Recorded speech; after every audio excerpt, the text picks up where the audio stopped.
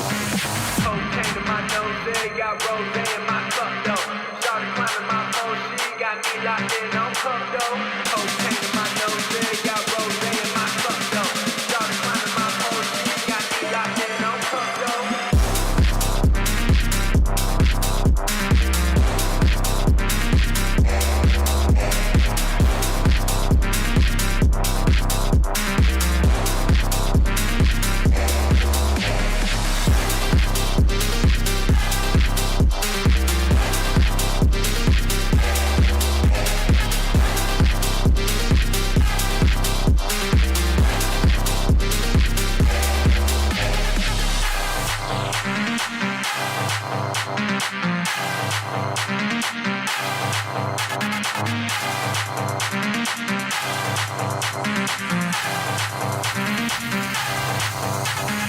Cocaine in my nose, there got rose in my cup though. Started climbing my pole, she got me locked in on cup though. Cocaine in my nose, there got rose in my cup though. Started climbing my pole, she got me locked in on cup though.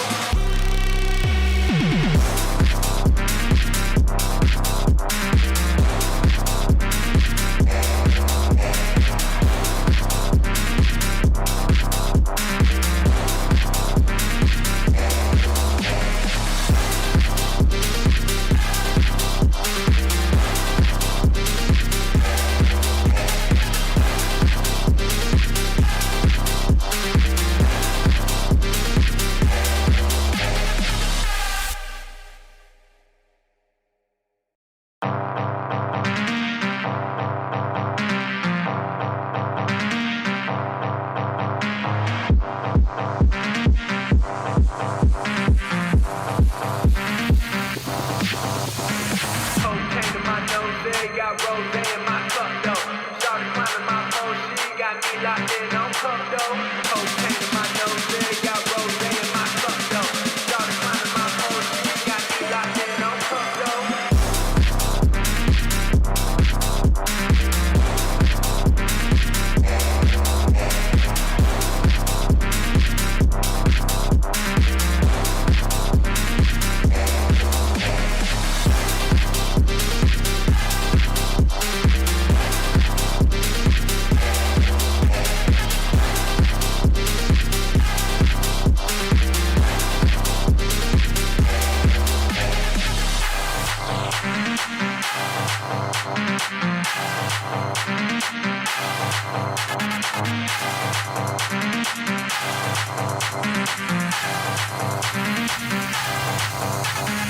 Cocaine in my nose, there got rose in my cup though.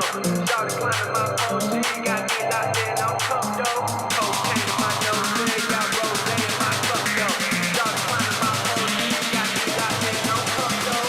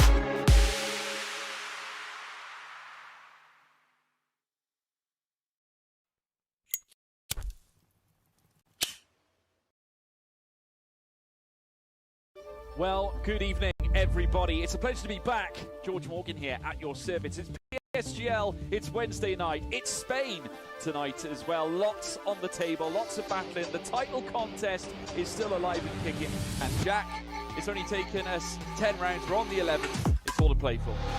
Boromant goes on the inside and takes the lead on the final lap of the race. Now it's side by side between Boromant and Warner, but Boromant's got the inside. Brings me a guest star here in this phenomenal race. Cameron Dowd looking to take P2 in his very first PSGL F1 PC race. Incredible to say the least. You see that Putin still lead. 1.5 seconds. DRS is the name.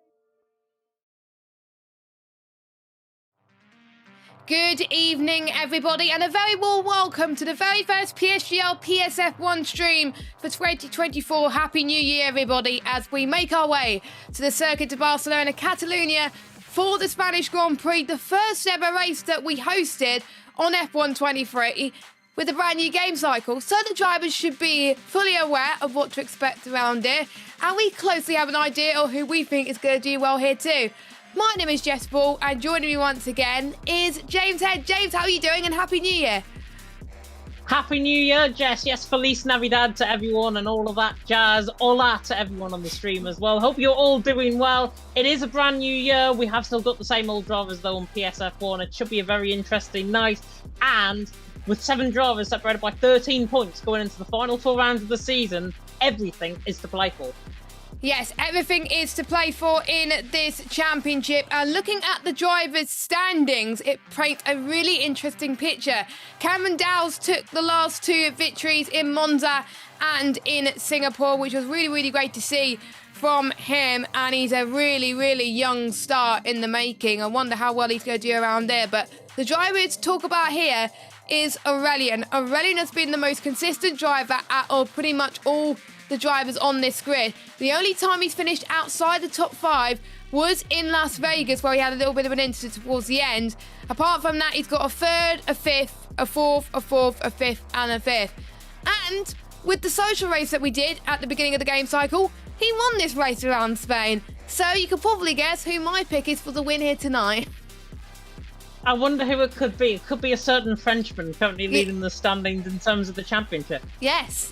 So I'm expecting him to do well. He's a 1-point lead over Urpek as well. And Urpek hasn't had a strong showing in the last 2 races in Monza and in Singapore. He needs to get his act together, I think, to get some points back on Aurelian. He does. He's only a point behind as Urpek, though. I mean, Markador's there in 3rd. He's only 8 points behind. Cameron Dowd, obviously, for those 2 wins as well. 9 points behind. Max Roll's partner, 10 points behind. Of course, he's left, of course, the PC. Volokongan, 32. You initially picked Volokongan off air, Jess, so that's very interesting. Hope it doesn't come back as karma for you later on in the race. From the Norwegian's perspective, may even get the race win. Kazizel as well, 31 points from his perspective. Nando, of course, moving on to PC. I think he's now reserving tier 3 in PC, so congratulations to him. Hopefully that move goes well. I know he did his first race on Thursday night, just gone. So Nando doing very well over there. Bender's still in contention. Louis Valentine still in contention. Going to be interesting to see how the drivers fare out on track. Constructor standings as well. AlphaTauri currently running away with things. They are 26 points clear over Red Bull at the minute. 91 points for AlphaTauri. 2nd for on 65 for Red Bull. Williams 3rd on 61. Mercedes 4th, 51. McLaren 5th, 49. Alfa Romeo and Aston Martin tied on 41 points, but because Louis Valentine picked up a 2nd position, that's why they are getting 6th. Ferrari there at 8th and 37. Hassan's 9th on 7. And then Alpine, wonder what's going on with Alpine. Nil point for the French team. Yeah.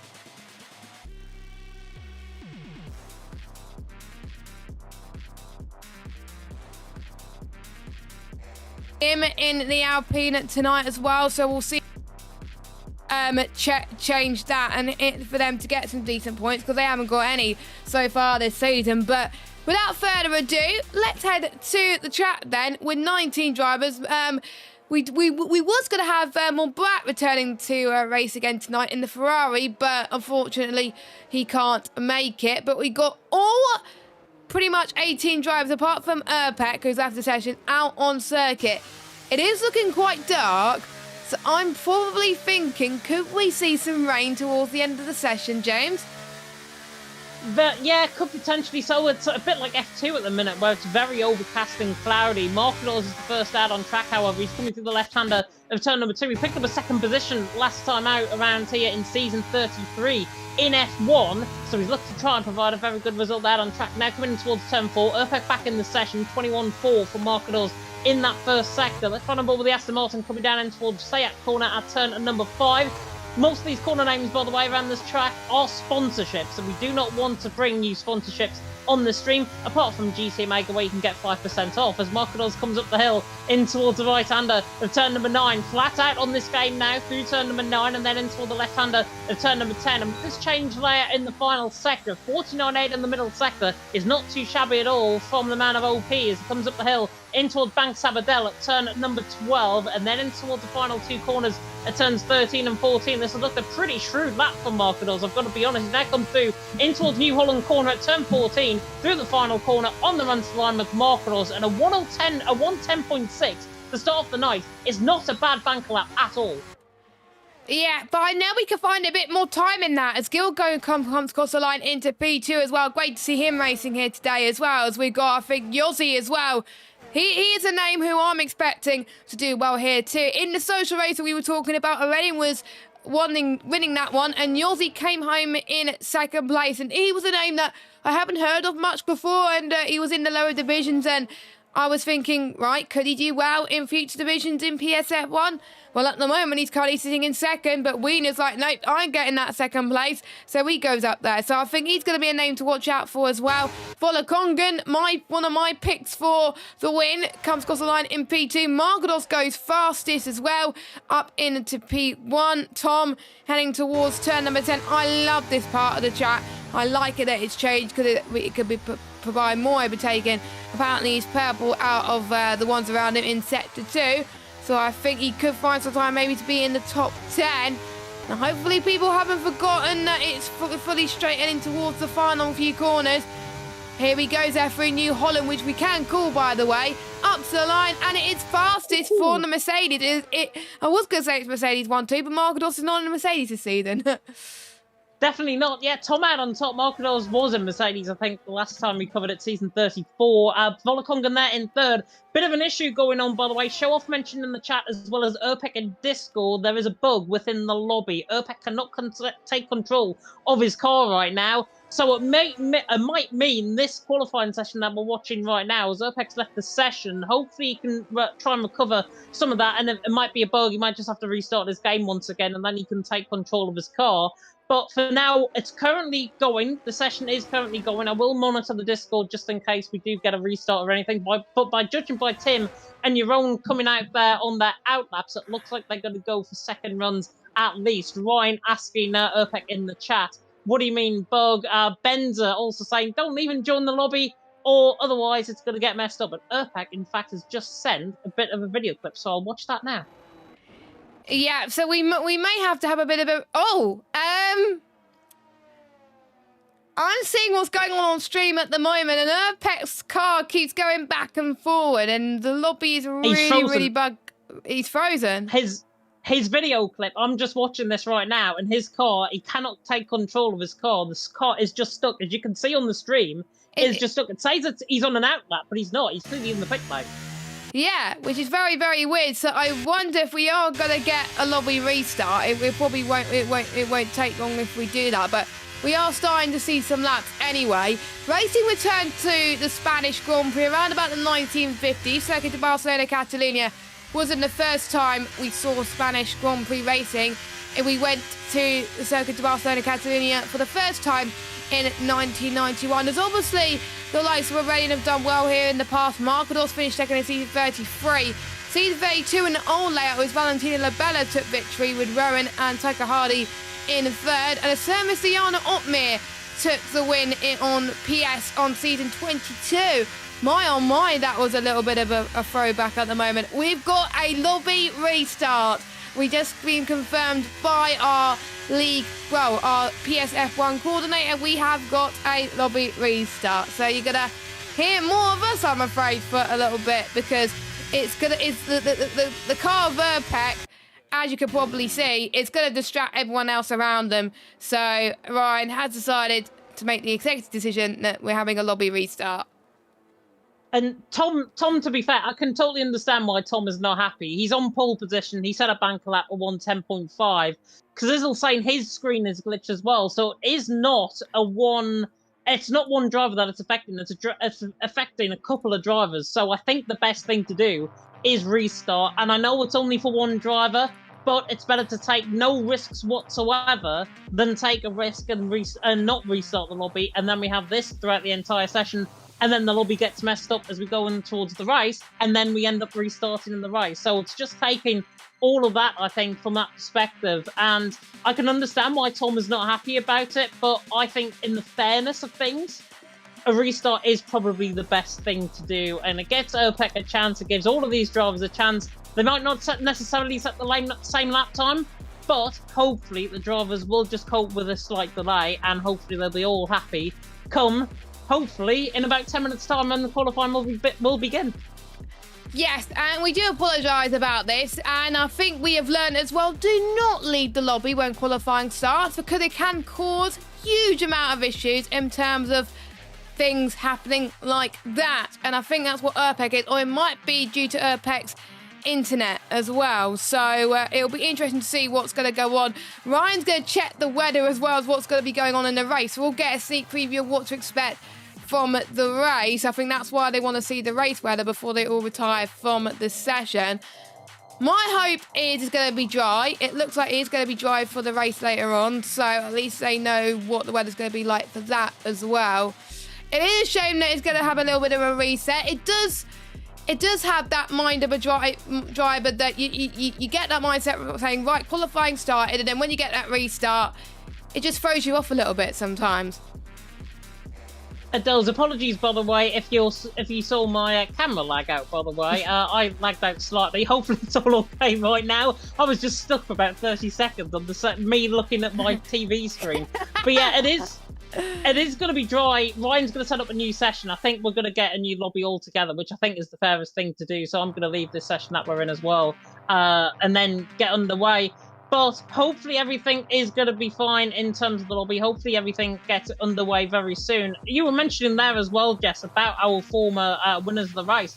Jarno Opmeer, back on his Jarno Racing 5 account, won around here in Season 22. That might be a throwback to anyone that is a Jarno Opmeer fan and didn't realise that he was doing PSF1. He used to be known as Jarno Racing 5, which is a big throwback, but certainly from his perspective. And such a big throwback from my perspective as well, because Season 22, Jarno Opmeer took the win. Sam Corby was second, famous Williams Racing driver, of course, and the pad goat in Louis Welsh in third.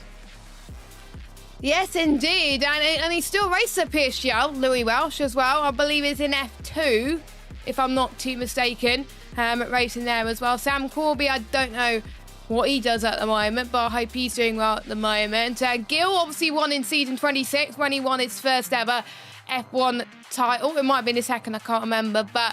I think it was Prinenz who finished second and Valentin Rufer in third. That was a throwback. Oh my God. It's good to compile lots of these stats, James, on a weekly basis, because we get a reminder of who has done well in PSF1 in the past. It's just amazing. And you get a little bit of a history lesson if it's your first time in PSGL, for example. But hopefully we can get the lobby back underway very shortly. I think there's a few people complaining that we should have rain in the race. Oh, it might be this thing where it's showing right at the end of the session and there's just one rain tab right there. And if that is the case, it should just be, I think, dry. If it's going to be, it look like sunny conditions to begin off with. So sunny, then overcast, and then maybe to rain. Because if you put it as, we only get, I think, 3 slots for the custom weather. And if you put the third slot... Oh, they're voting now. Let's have a look. So basically they're voting for the green square if they want the lobby to be dynamic, and yellow if they want the weather to be like it was in the old lobby. Okay, let's have a look. Nobody's put a picture in. We normally get a picture in. of the weather and the race, and we haven't got that at the minute. No, and at the moment it's looking like we're going to have the same settings as we did in the old lobby. So dry qualifying and race, it looks like, at the moment, but not every driver has voted. So if one more driver votes, then that's it. Oh, somebody's just changed their vote. Oh, typical. And we've just got invites to the lobby. Brilliant. Fantastic. Yeah, people are... I mean, you're going to entertain one half and you're going to disown another half, is what I will say, I think, with this. Nobody is going to be happy. No one person is going to be happy by even the result. And that's why I said Tom's not going to be happy, because he's had a really good banker, 110.5. He was out on top in that session. Whether or not he can repeat that, and whether or not the other drivers can repeat that as well, is definitely going to be interesting to see. And if they can repeat that, then it just comes to show the level of good of these guys that they do have. But it also comes to show this, from a mental perspective, this is going to be quite tough, because drivers are having to restart. They need to get into that same frame of mind. So they have to try and repeat what they've just done in that qualifying session. And let me tell you, Jess, you know from my perspective as well, very hard to do if there's a break in qualifying in the race, and it's very hard to try and repeat. Yeah, I've suffered something which was quite interesting, actually. It was around Australia. It was from a certain league that I'm not going to mention. We pretty much done 25% of the race already. I think it was about 12 laps, and then the lobby started glitching out throughout the race. And instead of someone thinking, 25% race will be good, no! A full lobby restart with a 50% race. So technically, we were doing 75% racing throughout the entirety of the night, and it got to almost about 10:30, and I was so tired. So imagine what these drivers will be thinking once they know that qualifying is going to be restarted. Hopefully, they won't be able to have a race restart, because that'll be absolutely insane. So no illegal blocking, please. But imagine if they have to go through that throughout here, as well as I think I'm waiting for 4 more drivers. I believe both of us are in the lobby at the moment. I think there's certain drivers that don't have invites. Getting close with the voting, so it may not be over yet, James. It may not be over yet. If you're wondering what the vote is, by the way, they're voting for dynamic, or for green for dynamic, orange for dry qualifying and race, like it was in the old lobby. Currently, it keeps on changing all the time. It keeps changing all the time, because I think drivers have been, let's just say, pedantic in terms of the voting. Orange currently has 11, green currently has 8, as I say that right now. Hopefully it doesn't change. All 19, I think, have voted, so I think it's going to be dry qualifying in the race. Yeah, unless people change their vote, which is probably not going to happen currently at the moment. And I think with people that struggled in qualifying before, it's definitely gets them a little bit of a reset. They've done a little bit of practice before in actual conditions, so they can see what they can do. I think everyone is in the lobby, because we were expecting 19, and we've got 19 currently as well. I think people are hoping that there's not going to be rain, but luckily we're not going to get any rain as we speak. So we are about to get underway very shortly. Final plug before we start, by the way. Our sponsor, GT Omega. 5% of all GT Omega products by using the code PSGL at checkout. And what a great New Year's present it will be if you get one of these lovely GT Omega chairs that we're sitting on right now as well. You can also follow us on Twitter and Instagram at PremierSimGL. I do believe we have a TikTok if you want to check that out too. And you can also check the Discord, where we keep up to date on all things PSGL. And just like that, we're about to get underway. Good timing. We are about to get underway. Alex the G, by the way, is in the comment section even, saying good evening, James and Jess, and he's also put, have fun tonight in the capital of pain. If you scroll up, by the way, Alex, for about 20 minutes ago, I've also put, are we up for some pain in Spain? So thanks for using that already.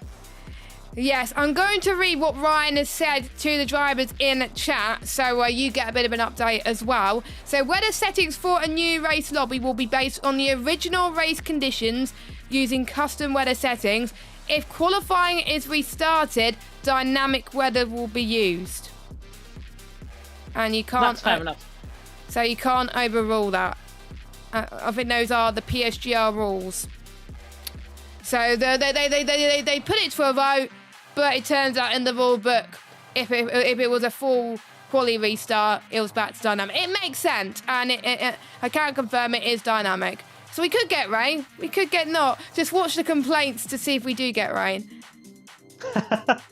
I can already see complaints beginning to happen because it's a lot brighter than what it was in the first session, put it that way. But drivers are now beginning to leave the session. It looks like, given how they're leaving already and given how they're all leaving in a rush, everyone is going to get out there because it is going to be, instead of soft componentized, it looks like it's going to be a dry race. So thankfully, we're going to gain a little bit of time back, certainly.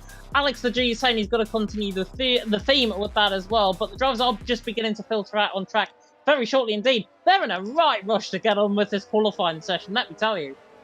Yeah, I think they're so frustrated, aren't they, James, that someone left the session, it caused a lobby glitch, and I think we're going to get illegal blocking earlier on here, because look at that traffic in Sector 1. It's absolutely crazy. Guys, get a move on. We don't want an illegal blocking within the first few minutes. We don't want illegal blockings at all. If anything, if we're getting illegal blocking, it could be in the last sector, but we've got one of the Alpataris who I believe will be the first one up. I believe that's not Benza.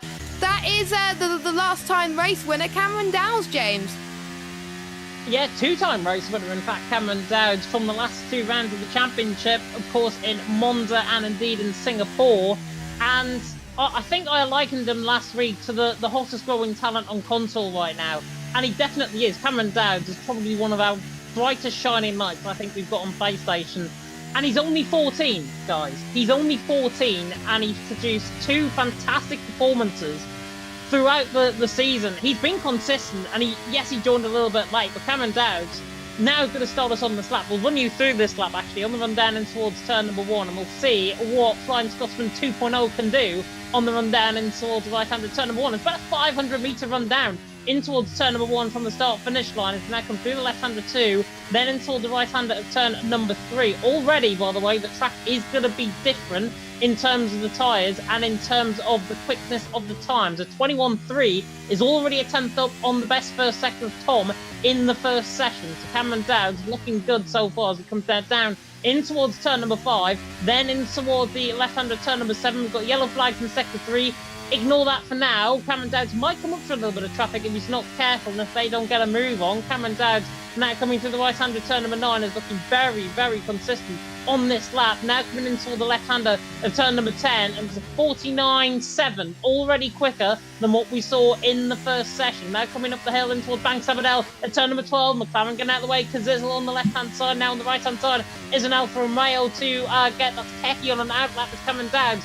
Now flies through 13 in towards New Holland corner at turn number 14. Used to be known as the New Holland chicane. Not now, it isn't. Cameron Dowds flying 10.5, already quicker than the bank lap time that we saw for Marcadors in the first session. And I think it just goes to show that obviously due to the hotter temperatures here at Circuit de Barcelona, Catalonia, compared to what we saw in the aborted session, that is why we're able to see quicker lap times right off the bat. As we got Keke starting is that we got one of the Mercedes going up to the line. That is Tom. He is going third, not as quick as he was in the first session, but I believe it was his second lap where he went fastest. So watch out for him later on. Rena goes fastest with a 10.517, quite close to Cammy Dow's time in P2 currently. Here comes the Ready, your championship leader, as he exits into the New Holland straight. Let's see what he could do as he exits and goes onto the straight now. 10.554. How tight is that between Cameron Dow's already and Marcos? That is absolutely insane. Well, the Conga now goes up to the line soon as well. We've got a Red Bull going up to the line too. That is your own, finishing off his lap time, and he goes 10th fastest. But what can the Shizou man do? He goes 5th fastest, and I believe it is Keke who's going up to finish off his run. Yes, no, he's not. He's going into the pits. Casillo's going to be next to finish off his run. So I think he's going to go 14th. So times are quite close already with this F1 grid. Yeah, they're very close. Wiener out on top as well. It's a little bit of a shock. I wasn't expecting him to be that far up, certainly, but he is out on top. Is the Austrian. OP from Shizou, from F7R, from OP from Shizou right now, as it stands, out on track. Maybe an eye to tomorrow night. I'm not going to mention what that might be, though. Wiener out on top from Cameron Dowd, second, and rallying there in third. But yeah, very good lap times being set by everyone. My pick for the race win, by the way, is Yossi, currently there in 6th position. Slightly lost time coming through that final sector split. I think he got caught on the curb coming through the final corner, which lost him a 10th of a second. So Yossi there in 6th, not looking too bad at all. Is the Swiss man going to try and and whisk his way to P1, potentially out on track with being a Swiss chocolatier and mint and all of that. Gil is also out on track, of course, a race winner previously around here, now in Ferrari, of course, for tonight. 4.6 kilometers length this track, and Gil definitely knowing that this track is very well, albeit on the old layout with the chicane. He took the race win from Nicholas Cassani, or Prinenden second, Valentin Bruffer third. Valentin Bruffer, of course, Paul Williams Racing. Nicholas Cassani, I think formerly of VSR back in the day as well. But GL Gil, as he's now known, not BDG Gil, GL Gil, coming up the hill and towards turn number 12, and we'll let you take on board with this lap on board the Frenchman. Here he comes then as he exits towards the final corner. We'll keep an eye on everybody else as they start their lap as well. Bender, the Charles Leclerc of PSF1, is going to be starting his lap very, very soon as well. Heading towards turn number 1. It sets the tone for the rest of this lap. They need to find the right balance for here in terms of stability and traction. They have to carry on the momentum heading towards turn 2 and turn 3. A long sweeping left-hander. It can be hard in terms of the tyres and the front wing. Turn number 4, another right-hander coming up as well. We could see a lot of overtakes with the DRS.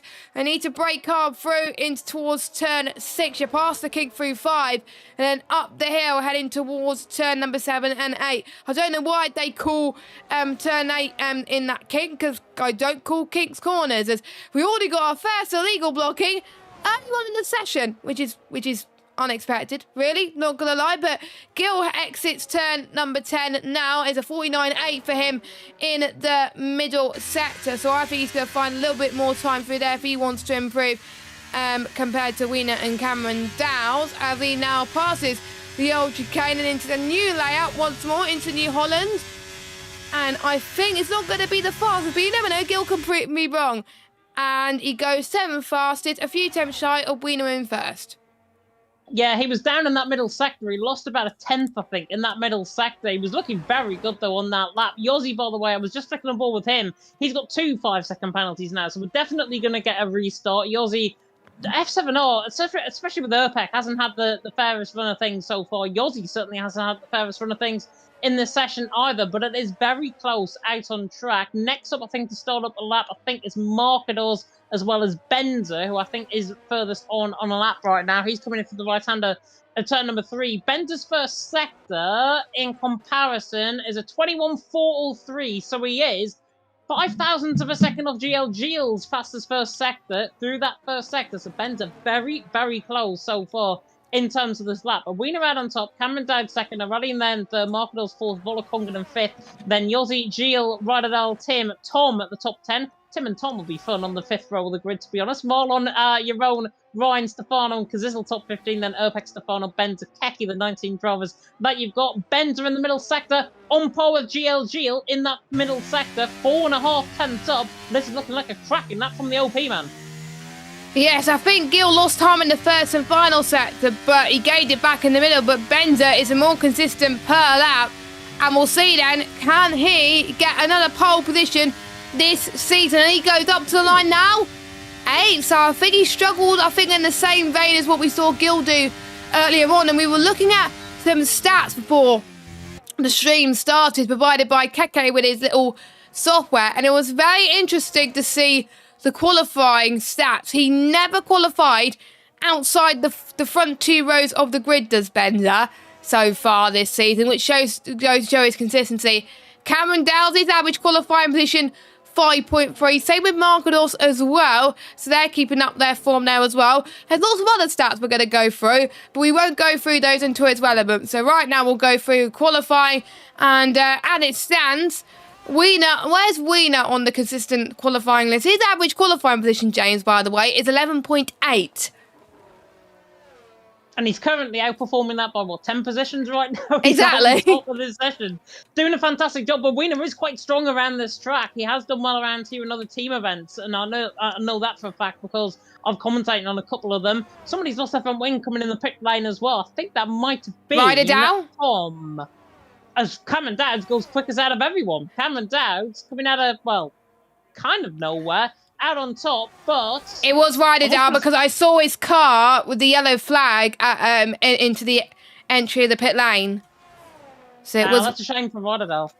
That is his qualifying done. But at least he set a lap time in this session. But he knows he can find more time in him, and he's already dropping like flies as more people are finishing their lap times. As Keke is starting his lap, we've got Kazizel who's going through in towards turn number 3. So I think he's going to improve a little bit as well. It's a shame about Ryderdale there. I think he's the one who wants to improve. Let's see what his average qualifying position is. 21st in the overall rankings, 14.2.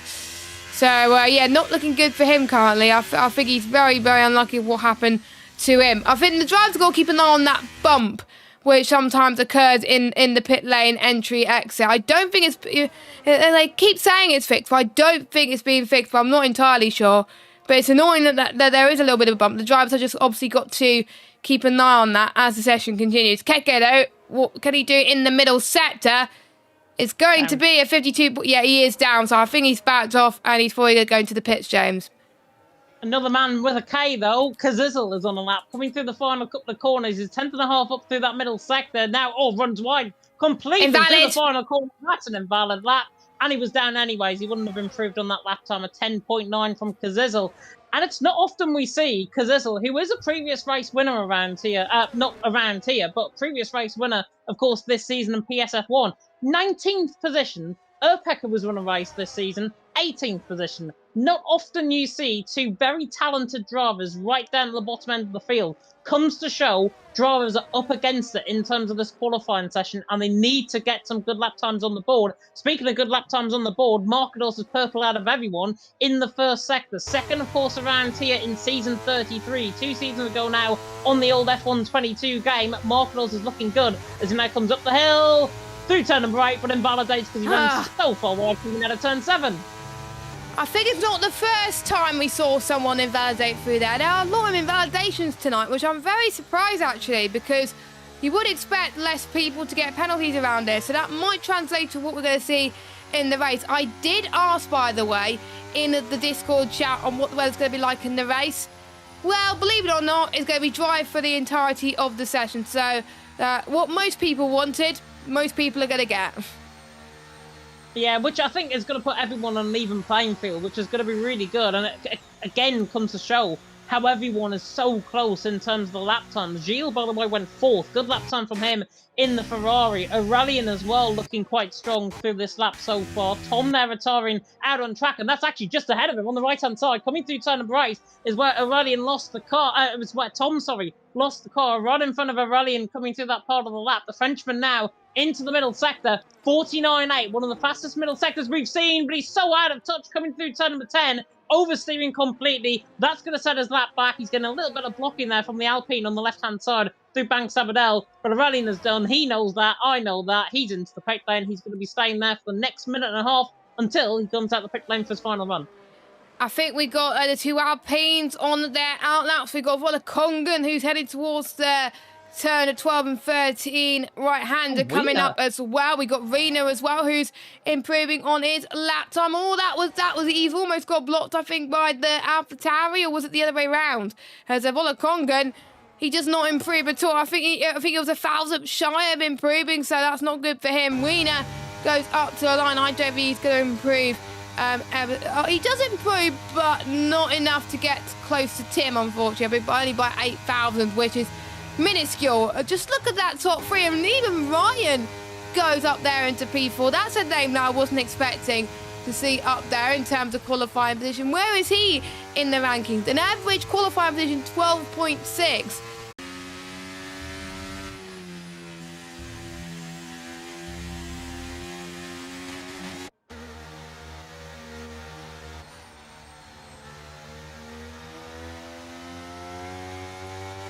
Hello.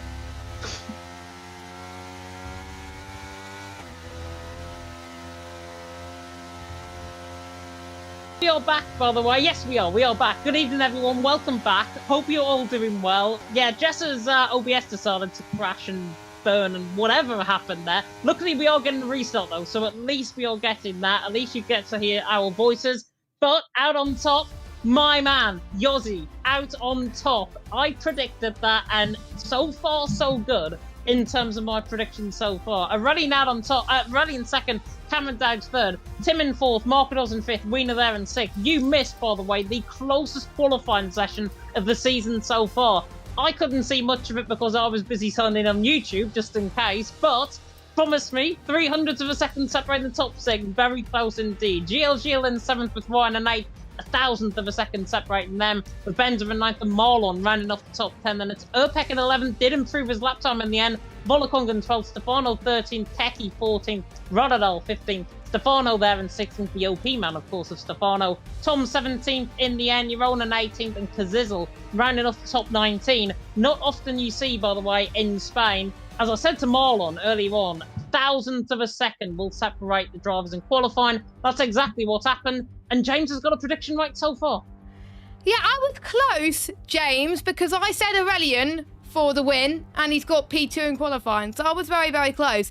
And the annoying thing is the reason why I restarted my PC, by the way, because OBS pretty much made my whole computer almost freeze as well. It's an absolute idiot. So I had to unplug quite a few USB sockets because that's what I think caused it a little bit. But luckily you guys can all hear us. I think I had confirmation that you guys can hear us, which is great to see. But we're going to take a bit of a breather, well, a 30-second breather, whilst we hear from our title sponsor.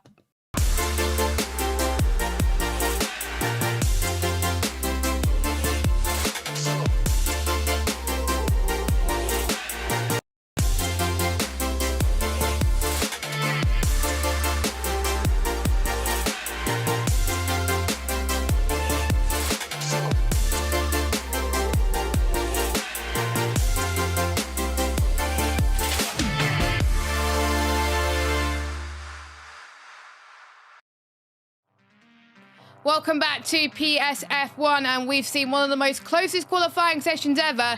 Well, James has seen it, not any of us, because of my PC deciding to die, but luckily we're back. Yossi out there on top, one of our predictions to do well potentially as well. And this is a reset for all the drivers because the last race that they had was just before Christmas. That was in 2023.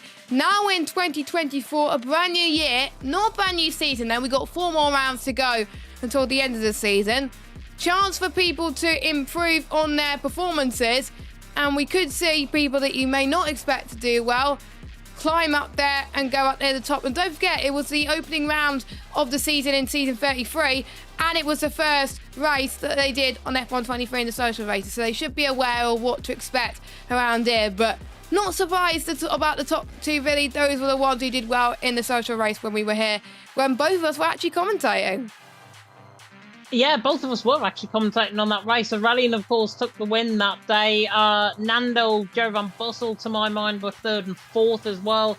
Second, I forgot. Please help me. It was Aurelian, then Yossi, I think. Yossi. Yeah, Yossi. He was second in the end, and he did very well in that social race. Same with Aurelian. And look at who's the front two on the roll of the grid. Yossi and Aurelian. So, fate tempting once again. Other way around, though. Race. Other way around. Other way around. Yeah, it is the other way around, though, of course. I wonder how it's going to fare in the race. And Benza not getting a pole position. I think that's the first time that Benza or Cameron Dowds have not had a pole position in quite a while. I'm just trying to see where Benza's starting. So Benza's going to be starting 8th. Cameron Dowds on the front row, so he was ever so close on getting that pole position. Actually, no, it might have been position grid changes, my bad, but I feel he'll be starting 3rd or 4th or something. But if Cameron Dowds was to get that pole position earlier on, I think he would have got another race victory. But Spain is one of those tracks where starting pole could have a decent chance for you winning the race, but it's not guaranteed. It is not guaranteed. Personally, I think it's better to start further down the field, maybe something like 3rd, 4th, 5th, 6th position, somewhere around there. If you're starting from there, you're going to be pretty much in a good position off the start. We saw Zolzo in F2. If you didn't watch F2, by the way, and don't want to hear what happened, mute the stream right now. I'll give you 5 seconds. 5, 4. Zolzo went 3 wide in towards turn number 1, took the lead going through turn number 1 and led on to the first lap at the end of the first lap of the race, and took very, very good measures. I think in the second half of the race, there was a safety car in F2. Don't know what happened in the final third of the race, luckily. But Zozo took the lead in towards turn number 1, and he went all the way around the outside through turn number 1 as well. And that was from third on the grid. So, as I'm saying that, third, fourth, fifth, sixth position, those are the sort of positions where you want to be starting from. They're also the sort of positions where you're going to be saving the most ERS from, which is something that we'll come on to very, very shortly. Yeah, so we saw drivers in the F2 race as well go on to start on the soft tyres. I think there was 2 or 3 drivers that did that. They were able to get those tyres, I think, 13 or 14 laps, and then there was a safety car, and then they went on to mediums until the end. So I wonder if we will see people gambling on that potentially tonight, that we could see a safety car around about that time, or maybe earlier on, so they could do 2 medium stints, what we've seen in plenty of F1 races in PSGL's history, or will we do what most people do and start on the hard? I think that's what I would do if I was an F1 driver. I would start on the hard compounded tyres. It's more durable, and you're more than likely going to stretch them out a little bit longer too. But we could have a safety car that could ruin things a little bit. So it's going with your gut feeling. But if I was racing, I would definitely start on the hard compounded tyres. It gives you more options later on. But I'm not the strategist. I'm not the driver. We're in the commentary box. It's up to the drivers and some people's engineers to do so, because I was looking on Twitter the other day as well, and people were talking about engineers playing an important role in terms of developing a driver as well, in terms of a driver's strategy. And I think, especially with this caliber of drivers, I think having an engineer in a party or in a Discord call is definitely key to a successful race, isn't it? It definitely is. I think engineers, to be honest, are one of the forgotten heroes. Not only when it comes to team events, but when it comes to individual leagues like PSGL. One driver would necessarily have an engineer alongside them, planning out the strategy, planning out everything behind the scenes, and then it's up to the driver to enact that plan and enact that in terms of the race. Engineers get forgotten about. As I say, they're the forgotten heroes, I think, in terms of sim racing and in terms of just F1 as a whole, really. And engineers, I think, are so hard. It's such a hard job because you've got to be very, very brainy. Unlike, well, possibly like us too. You've got to be very brainy in terms of getting the strategy right, getting the call right, getting the undercut and everything like that right. Everything has got to be factored in.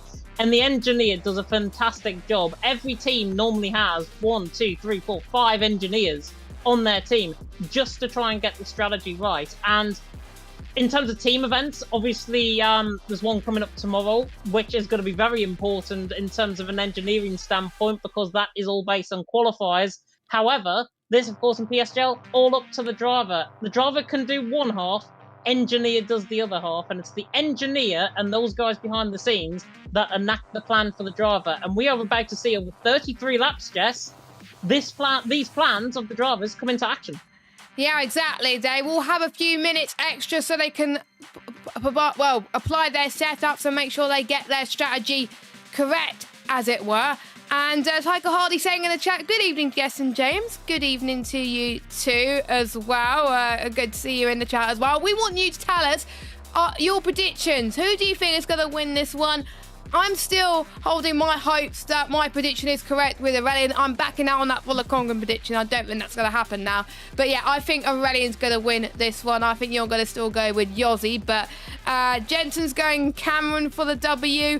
I think we haven't got anything else at the moment. But get your predictions in. It will be great to see it. And then just a reminder, because there has been a bit of a delay tonight, dry race throughout the entirety. No rain. So it's either going to be mediums, hards, hards, mediums, soft, hard, soft, mediums. It's just a variety of different strategies. It's just great to see. And we've got Leon saying Marcados for the victory. So we've got a variety of people there. Thanks for bearing with us, by the way. I'm still surprised with how many people are still watching us after those technical difficulties. So thank you very much for bearing with us.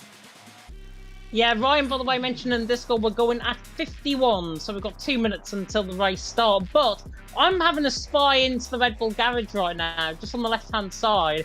Your own is on a set of mediums, by the looks. It's a set of mediums I can see on my screen from your own perspective. Oh, so it is that medium, could be quite sorry. interesting. if it is, it's a yellow wall compound tyre. Judging by everyone, though, Yossi looks like he's going to be starting on a set of hards. Aurelian on a set of softs. Cameron Dowd's on a set of hards. Tim, Markedos, Wiener all set of softs. Geel set of hards. I'm on the race director, by the way. Most drivers, bar 5, are going on a set of softs. Yossi, Cameron Dowd, Geel, Volokongan, and They Tom. could change. Currently, if this could change, but if that is right, is Girona selected mediums now? That's because we're talking about it. 5 drivers will go on a set of hard compound tyre, and judging by how Zolzo went in the first half of the race, he got until lap 11 and then had everybody swarming all over the back of him in terms of the racing. And Zolzo got punished in that first half of the race, ended up still on the podium, but ended up further down the field and against the backwash. So it could be a plan that is going to be well enacted. Judging by your own, though, going on a set of mediums may not be the best strategy in the first half of the race. No, I think if he were to go on anything, it will be a set of softs or the hards. But anyway, the 5 red lights are on for the first race of 2024. It's a go, and Yossi gets a very good start from Aurelian, and also the other Alpine looking good from Tim, trying to get past Cameron Dowds in towards turn number 1. It's a sweeping hander coming up as well. We got one of the McLarens trying to go side by side with one of the Aston Martins. Everyone is okay, it looks like. No, I spoke too soon. It's D-Sig. And Tom is out of the race. Please don't tell me we get another lobby restart. VSC. I didn't see what happened with Tom. It looked like, certainly from my perspective, I was running ball with 3rd, 4th and 5th, and it looked like Tim was desyncing all over the place. So I'm not surprised he's down at the back end of the field. He's been desynced, I think, by Wiener, if I'm not mistaken. He's been forced off into the gravel, all down to desync, lacking completely down in towards turn number 1. And Tom, I think, has been caught up in that incident. If I'm not mistaken, he might have been caught up with the likes of Stefano and Volokongan, potentially. So if that is the case, disappointing from his perspective. But Tom, out of the race. I mean, he complained at the end of the first restart. Unfortunately, Tom is going to be complaining even more now. Yep, he is, and since it only affects one driver, we're not going to have another restart. We're not going to have time for another restart as well, but we'll keep an eye on the tyres as we go then, as most people has gone for a split strategy, and only with 2 people on the medium's going to go for that gamble as we're underway here at Spain once again then, with Yossi still out on top, Aurelian in 2nd place, Cameron Dow's there in 3rd, as we got Peck and Marlon go side by side. Wiener and Cameron Dow's trying to go for battles as Wiener's up into 3rd place already in this race. Wiener doing a fantastic job. He did say there, James, that he would do well around here, and to be honest, he's not disappointing in that McLaren, definitely improving his form as of late. As Markedos trying to go down the right-hand side in towards turn number 5, as Markedos does that with ease past Cameron Dowds. Cameron Dowds is getting absolutely eaten up on those hard tyres, but I'm sure people who are helping Cameron Dowds at the moment just to say to him, be patient, it's a long race, you will be stretching those tyres a little bit longer, whereas they will probably have to go onto a set of hards until the end of the race. So Cameron Dowds will probably have to be a little bit patient whilst everyone around him is trying to get past him.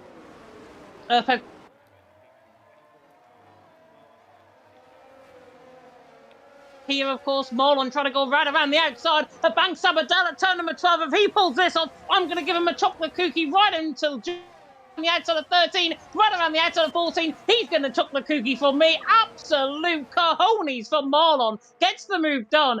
Absolutely unbelievable racecraft between them. Geel now under pressure from Benzer in behind. Ryan now through on Cameron Dowds. But my word, Marlon, I know he's on the set of softs compared to Geel. That might be one of the best pieces of racecraft I have seen on this game entirely. Phenomenal work from Marlon. You cut off a little bit from time to time, because I wasn't sure who you were riding on board with, because you cut off when you said the driver's name, so I wasn't entirely sure, but I caught some of it, and it was a really great racecraft from Marlon itself with himself and Gil, and Peck as well in 7th. He's not doing too bad as your own definitely struggling on those mediums. He probably thought he should have been on a different tyre, because it's out of the race. He's had enough.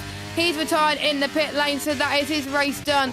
Unfortunately, a bit of a shame for him to give up like that, because he has done well in Spain in the past, but he's not going to score any points currently in the first race of the new year. Stefano trying to do similar to what we saw Marlon do earlier on as well. Nicely done round the outside goes Stefano, but Bender could get the cut back, but he's not going to get the cut back. Stefano up into 10th spot, and the top 10 is where you can score points at PSGL, and Stefano definitely wants to do that to help Ferrari a little bit more, because I think he's the only one that can score points tonight. Meanwhile, we got a change for the leaders already, and down the inside of Yossi, gets past him, and he's your race leader. The social race winner from Spain about a few months ago is now leading this race on lap 4.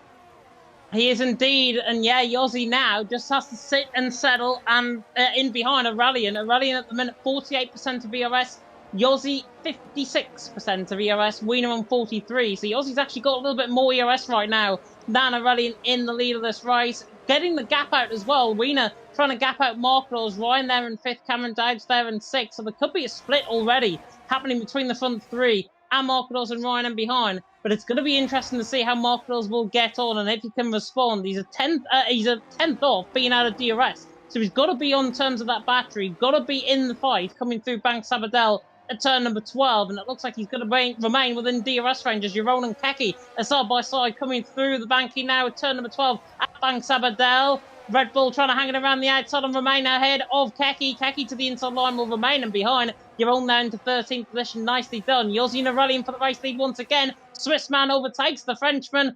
Unlike F2, at least we're getting overtakes in F1. Yossi takes the race lead from Aurelian. Yeah, I think it's going to be a ding-dong battle between these two as well. And if they keep squabbling, that's going to allow Wiener to potentially get both of them. So Wiener, if I was him, I would play a back seat out of all of this and watch maybe one of them to make a mistake. We do have a prediction in the chat for lap 13 to be the first pit stop. It's around about right if you're on the softs and maybe on the medium compounded tyres. Lap 18 and 19 is when the hard runners will come in for a set of the medium compounded tyres. But Dirk's not that far off to what we would expect for any tyre other than the hard compounded tyre. So that is what we could see, or they may stretch out for a safety car like we saw in F2. As we're now heading towards the DRS straight, Aurelian's not going to go for a move there. I think the easiest move for him to go through is turn number 1. Is potentially what he's going to go for as well. I'm surprised more people are starting on the soft, to be honest. I thought more people would go for the hards and the mean. The reason why I was commenting on PCF4, where a majority went for the softs for the start of the race, maybe because it was going to rain at the end. But I wasn't expecting people to go for it in a dry race. And that just shows how a different variety of strategies could play a massive factor as Aurelian does get past Yossi up into the race lead. Once again, we could see some DRS chicken like you were saying earlier as well. And Max is saying in the chat, can this Keke pick up the pace, please? He definitely can. He definitely can pick up the pace. And to be honest, that Keke's doing a good job. He's there in 14th. Jeroen now getting ahead of him. And actually, Jeroen, speaking of which, is on the back of his former teammate in Volakongen. Both, of course, formerly of Shazoo. Jeroen, of course, now for F7R, down the inside and towards turn number 5. Looks to try and get the job done. Slight little bit of contact. I'll give him that one, though. Jeroen through and he's into 12. That wasn't really a push to pass, but it is Jeroen through and he's into P12.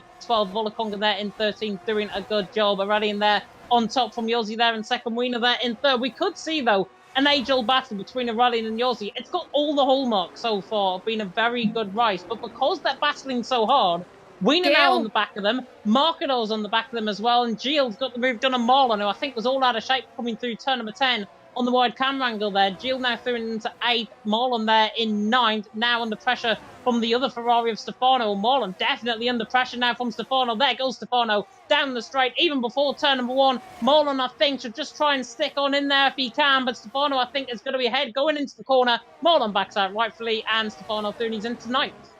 So I wonder for some of these drivers, are the softs starting to die out a little bit more quicker due to the temperatures? But we got Gil and Stefano fighting side by side through turn number 3. That's incredible stuff. Stefano on those mediums, or they have a little bit of contact heading towards pass 4 and in towards turn number 5, but they're keeping it on the road, which is great stuff. Gil goes to the right, Stefano to the left, through towards up the hill through 6 and 7. Brilliant. And Stefano gets ahead of Gil. Great stuff. Don't forget, Gil is not scoring points for the constructors, but they're fighting on the road, and it's incredible racing between F7R Stefano and GL Gil for 8th and Benza. 9th position. We got Bender as well going for it. Cameron Dowles gets past Ryan up into 5th place. There's just so much action going on as well. Oh, there's something going on, James. Marlon nearly lost it coming through turn number 10 on board with Benza. How on earth he recovered that, I do not know. He can count his lucky chickens later on. Marlon there in 10th, Benza there in 11th. Marlon is struggling. I'm not sure if he's got any little bit of damage off. He's just struggling on the tyres. Benza's absolutely flying past him down the straight. Yaron is going to do exactly the same. Yossi overtaking and rallying for the race lead. Don't say we don't give you overtakes here in PSGL as Yaron looks to the inside on and Marlon tries to find the job done. He doesn't. He's now under pressure from Volakongan in behind. Yossi though leads. A rally in second. Wiener there in third. This race so far, let's hope they keep it all clean. This race so far has all the hallmarks of being an absolute humdinger. Marlon, judging by the way he's struggling, Jess, I think he's got some sort of damage on that car. He cannot be dropping that far through the field if he hasn't got damage. I think it looks like he's got some end plate damage, I think, and he just wants to nurse the car. Yeah, look, I was thinking the exact same thing because it looked odd compared to the other cars around him, so I think he's just having to nurse it until he can go into the pits around lap 10, lap 11, and then he can go on to, let's say, have the hard combine the tyres. But he's just losing so much pace lap after lap that potentially he can afford maybe coming into it now and maybe just risk maybe having the tyres that may go poof at the end of it, I think. So I think if I was Marlon, I would come into the pits right now, but he is nursing them, which is fair enough currently. As we're on lap 9 now, we got a battle for the lead once again as Ryan switch places once more. And one thing to note as well, as picked up by a few commentators and drivers alike, we seem to see a lot of drivers picking up some marbles out of the tyres, which is interesting. Marlon has spun right on cue as I talk about marbles. Marlon and Ryderdale have had a collision coming through turn number 1. I'm not sure what happened, I didn't see that, but Marlon's let him go, so I think Marlon may have been too deep in towards turn number 1 on the brakes. He's caught Ryderdale on the inside line, he spun him, Ryderdale now ahead of him, Marlon there in 17th, not the best sort of race at all for Marlon. He was worried about his inconsistency. I was speaking to him a little bit earlier on, and he was worried about that inconsistency creeping in. And unfortunately for Marlon, inconsistency is creeping in. He would have appreciated it to be wet because we know how strong he is in the wet. Unfortunately, my friend, he's not getting that. He's getting the dry compounder tyres. They're in 17th position, having an absolute dire race so far. But one safety car can change everything around here, and that's what he's got to hope for. Him and Ryderdale have got to hope for a safety car. Yossi is going to be hoping for the race lead, though, on the back of a rally, and we're going to see about the 10th overtake and about as many laps between these two. Yossi to the inside line, in towards turn 1, rinse and repeat from the Swiss man, down in towards turn 1, gets the job done into the race lead as Tim is into the pit lane. I'm not sure if this is for damage on the car or if this is for a scheduled pit stop. It is for a scheduled pit stop, and Jesse's gone early. Set a hard compounder tyres, lap 10 out of 33. My calculations say, as Stefano's off through turn number 1, Tim might not get those hards to the end of the race. No, I don't think so. It's around about lap 12, 13. I was expecting someone to go into the pits from the soft tyres. Not now, but maybe he wants to be on the optimum pace early on, or maybe he would hope for another safety car and he could go on to Means. But he could go on to Means now, but Means will definitely not get to the end from here. So he's probably trying to get that undercut. So he'll be good at this point of the race, but towards the end, he's going to get eaten up, just like we saw with the likes of Marlon. I'm surprised Marlon hasn't come in, to be fair. He's just losing so much time down in 15th position, and he's going to lose more time again. And he's going to try and get past Ryderdale, and he can't get past him at the moment, but he's doing all he can to battle with right now what he's got. But sometimes qualifying gets you so far. You got to be good in the race. Aurelian once more goes for the move on Yossi. And I don't think... The thing I'm noticing between Aurelian and Yossi, which is very smart, they're not fighting for it just yet. They don't want to burn out the tyres too much. They'll fight a bit more towards the end of the race. And that is very, very nice. But I think that's what they're going to try and do to make sure their sauce can last up until the point where they could potentially go on to the medium. Someone is asking how this race going. This race has been going really well. Nice overtakes currently from a lot of the drivers. A few mistakes from others, but generally, Spain always delivers a good. But keep an eye out, James, on Cameron Dowles. The drop-off is around about now, and Cameron Dowles has got to think about making a move at some point if he doesn't want to get held up by this front four.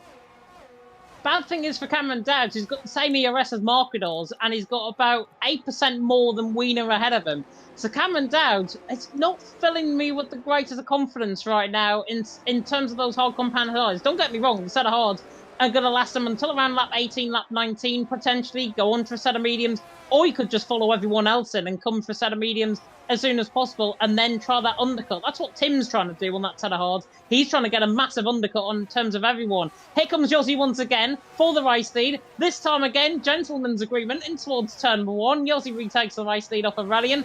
But, Yossi goes straight on. No. Turn number 1, he gets caught on the outside curb. There's a bump on the outside curb. He's got caught on that. There's a spin in the background as well. And Bender, he's out of the race as well. And that's a safety car. Safety car deployed out on track. Bender, I think, completely caught the curb by himself.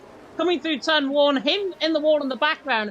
Yossi making that mistake as well. Bump coming to play there through turn number 1. Yossi survives. Bender doesn't. Safety car deployed out on track. Aurelian inherits the race lead. But Jess, that actually does it in pretty well for the strategies because everyone, I think now, like F2, very similar position for a safety car in F2.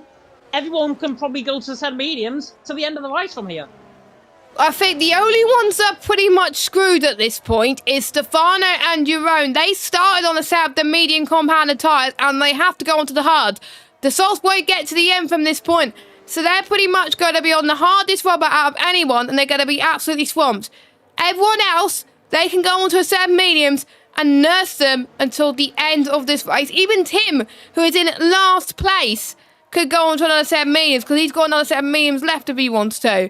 So that could benefit them. So the only one that is screwed is Jeroen and Stefano. For everybody else, this is golden because they could go on to a set of mediums. It's helped the soft run. It's helped the top 3 especially with their strategy. It was a shame to what we saw with the likes of Bender and Yossi earlier on. I think it would be good to get their POVs and perspectives. And someone saying in the chat, always safety cars in Spain.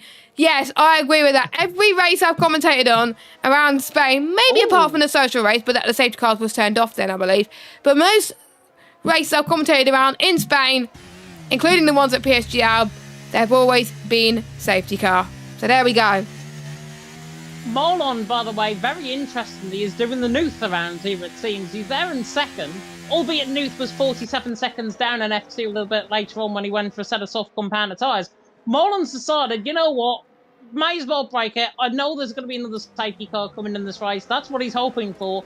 He's there in second. He's gone for broke. Set of soft compounded tyres. I do not blame him in that situation. But if there's no safety car, he's going to be right at the bottom end of the field. So this is either boom or bust, quite literally, for Marlon and his race. Staying out on that set of soft compounded tyres, it's going to be hell on earth for the German there in second. Wiener's going to chomp him up, as is Marquinhos, as is Cameron Dowds.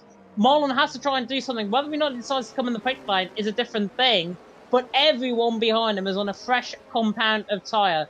And if you're Aurelian right now, you'd be thinking, come on, Marlon, just stay there and behind me. Maybe cause a little bit of an issue on Wiener Marquinhos, and then maybe just back up the pack and then see what Aurelian can do and whether he can stretch away from the rest of the field. That is what he's hoping for Marlon. I don't think it's going to be that easy, though. I'm a bit perplexed because obviously with Nuth, if he did pit from the softs to a set of the mediums a lap before, he would have been a lap down. So I understand why he was staying on the softs to begin with from when he started on them. But Marlon wasn't a lap down. Marlon was on exactly the same lap. He had less problems, apart from end play damage, and he's going to be right at the back. I don't get why he's doing this. He should have pitted like everybody else, but maybe he thought that no one else was going to do it. But he had to pit anyway. I'm just a bit confused as to why he thinks it's the right strategy. Or maybe he's just too little, too late. I don't know at this point. Luckily, we're not the ones in the cockpit. But, yeah, or maybe he just wants to stay out of trouble and be near the back anyway. Because he was going to be near that. Or he wants to be on fresher rubber compared to everyone else. So he comes out of the pit lane and he's going to be near the back. But Ryderdale, Gil and Stefano, they come in too. Gil's going on a set of hard, so is Ryderdale and so is Stefano. So they think that the means won't get to the end. Interesting. Yeah, it's a split opinion. I mean, 17 laps on a set of mediums. Possibly going to, even my maths is wrong, 19 laps on a set of mediums is going to be very tough indeed on that compounder tyre. Hards will definitely get to the end of the race. Any one of the set of Hards, Stefano, your own Tim, Gil, Rodadel, Stefano, all going to be looking at a big payday, I think, here. Set of mediums potentially might not go to the end of the race. If there's another safety car, they will go to the end of the race. So it's going to be tricky in terms of tyre management, how the drivers feel. Luckily, though, for the drivers out on track, tyre wear around here is about a percentage point lower than what it was on F122. So you can get away with going a little bit earlier, like Tim has done on that set of hard compounder tyres. That safety car has ruined him and his chance of a big undercut because he's there in 12th position now. But safety car are going to be coming in this lap. Aurelian now going to be virtual Bert Wallander. He's now the virtual safety car. Wiener there in second. Markador's there in third. Again, this race has got everything in its favour to be a cracker. Whether or not we get to see that come 19 laps time remains to be seen. Bod Tsunami there saying in the chat, saying the Hards boys have got this. And Avatar, my favourite double-barrelled Avatar there in the chat, saying he needs to pit Jess. If he stays, he will be last and has no chance. Now he has. Marlon there in 13 has got a chance. What will work in his favour, he's got hard runners in front of him. Yes, we are about to get started, so make sure you grab your popcorn because for the second time tonight, we are about to get underway as Aurelian is going to be the Burt Meinlander warming his tyres up. He knows he needs to go at the right time to avoid people gaining an advantage on him at the restart. And for the second time, it is go, go, go for the Red Bull driver. And it's a collision at the background between Gil and the two Hasses, I believe. We'll have a look at that in a minute. But Aurelian's lead is absolutely perfection right now. Rena has got a good start as well. So has Markados. So pretty much the top four stay as they are. They are on similar strategies. We'll keep an eye on the hard runners as they go through. But Yossi makes a really clean move on the back of Ryan. And he's up into 7th place. So he's making his way back up the field. But he's going to find it hard to get back to near the front where Ryan is as well. So James' prediction, unfortunately, not going very well. But with Ryderdale, Gil and Stefano, there must have been contact somewhere. Did you see what happened? I'm not sure. I just saw a Ferrari and a Haas half spin coming through the final corner. I think they've got perplexed by the terms of where the position of the safety car restart was and where they positioned. Cameron Dowes, by the way, positioned his car right around the outside of Markados, coming there through the left-hand to turn number 10. Stefano and Yossi are side by side as well, and Yossi is making phenomenal progress through the field. My prediction for the race win is not over and done with yet. Yossi, believe in him right now. Like you normally do, believe in Black Box like it was back in the day in PSF1. He's been getting a lot of stick, bless him, on social media. But Yossi, believe in him because he's there in 6th position, looking absolutely phenomenal in terms of the speed. Best thing is, Urpek's got more ERS than him. Yossi can now get in a big old ERS train with his teammate in the same team ahead of him in Urpek for F7R. They can work together as per se. Or what could happen is Yossi could just go around the outside and turn number 4, which I don't think is going to happen. Yossi, though, on the back of Urpek, is looking so quick. Watch out for him in the second half of this race. Yes, I think watch out for a lot of people in the second half of this race as the ones that got caught up in the pile-up, Tim Ryderdale and Stefano, they are going to come in to the pit lane for a set of the medium tyres till the end of this race. They're going to be on the fresh rubber, so watch out for them, like you were saying as well. Someone asking in the chat, how do you guys not run out of breath when you talk? Practice and a lot of experience. And a good lung. Well, yes. 2 good lungs. Not 1 good lung, 2 good lungs. And certainly a lot of breathing capacity and a lot of oxygen you need for this business. Yeah, exactly. But anyway, well, lap 70, DRS should be enabled very shortly. And I think we are going to get some form of move being made from the McLaren driver. The driver who we thought is on good form is definitely showing that today. Goes to the right-hand side of Aurelian and takes the lead away from the Red Bull driver. It is Wiener on top, Aurelian in second and Markados in third. Markados is now going to be the one who's going to be in this back seat for the rest of this race. He can maybe take advantage of what happened, like we saw with Wiener taking advantage of Yossi later on currently as well. Someone suggesting in the chat that Tim is overcooking with this strategy, pitting after the safety car comes in. Who knows? He may be, if there's another safety car, Tim has got this strategy to perfection. If there's no more safety car, he's pretty much screwed and he could be a lap down if he's not careful. Yossi, who is really starting to come back after his horrific spin before that safety car, is going to try and get past Urpek. But with this DRS train, it's going to make it harder than you might expect. in order to secure the move effectively for the Alpine driver. And James said in the chat, you have no drink. Well, you probably need to have a drink afterwards, I think, with the amount of action that we've got in this race. And I think Aurelian, I don't think it's going to get past Rena at this point, unless he's going to use overtake right now. But he's got the straight line speed to do it. He's going to get past anyway. Yeah, good straight line speed he has. The Ferrari, the Red Bull even, down in towards turn 1. The Frenchman even, down in towards turn 1. Yossi on the back of Urpek. Urpek there is in 5th. He's a little bit of a rolling roadblock right now for Yossi. Yossi's going to try and have to get through on him. He doesn't want to panic, does the Swiss man right now. But if he panics enough, Urpek's going to lose DRS train potentially to the back of Cameron Dowds. Now, I know I'm saying this and there's only 2.5 tenths per second between them, but there was a gap coming through turn number 4. And if that gap gets any wider between Cameron Dowds and Urpek, and if Urpek doesn't close that up, Yossi there is going to have to try and rush his teammate to try and get the job done. One former NLR man, one former Juventus Racing man back in the day. That's a bit of a throwback as Cameron Dowds is going to throw us back even more around the outside, potentially into turn number 9. Very late on the brakes. The Scotsman can't get that stop, though, coming through the corner. Marcos remains in 3rd. Cameron Dowds there in 4th. Try as you must, the Flying Scotsman 2.0. Cameron Dowds looking for his 3rd win in a row, looking to try and inherit that race lead and the championship lead with it as well. Has now got a young pretender like Urpek all over the back of him. That was quite close from Cameron Dowds there on the final corner, but he's under pressure from Urpek as well, who's had bad form in the last 2 races, and he's looking to better that form. Meanwhile, Wiener gets past Aurelian once more, but it's going to be a type of racing versus ping pong scenario, so we're not really going to be looking at those two that much until the end of this one. Unless Aurelian gets to move into towards turn 4, which he's not going to do right now. Marlon, by the way, going side by side with Bolakongan. Marlon's fighting for a comeback in this race. This safety car has helped him. He's going to try and go for the switchback, maybe, which he doesn't. He may try and sneak it around the outside in towards turn number 6 and 7, but he's not going to do so right now. This is the Marlon that we like to see, trying to go for moves as we see fit. He's got to keep it cleaner, and that's what he's trying to do with this midfield pack. They're also tightly bunched between 1st and 12th. Even Yaron is still in this, even if he's on hard. So the ones on hard tyres in this train, Stefano and Yaron, are doing a pretty decent job, and they can still win this one if people struggle up front currently in this race. But I think we just got to keep an eye on everyone as they go through. We're on the second half of this race now. Anything can happen. Yeah, anything can and probably will happen. It's Formula One. Aurelian now going for the race lead on the back of Wiener, and he's going to overtake him like him and Yossi did earlier on in the race. Aurelian now through into the race lead. Wiener there in 2nd. Marcos there in 3rd. Cameron Dowds there in 4th. That's what I mean about the gap, though.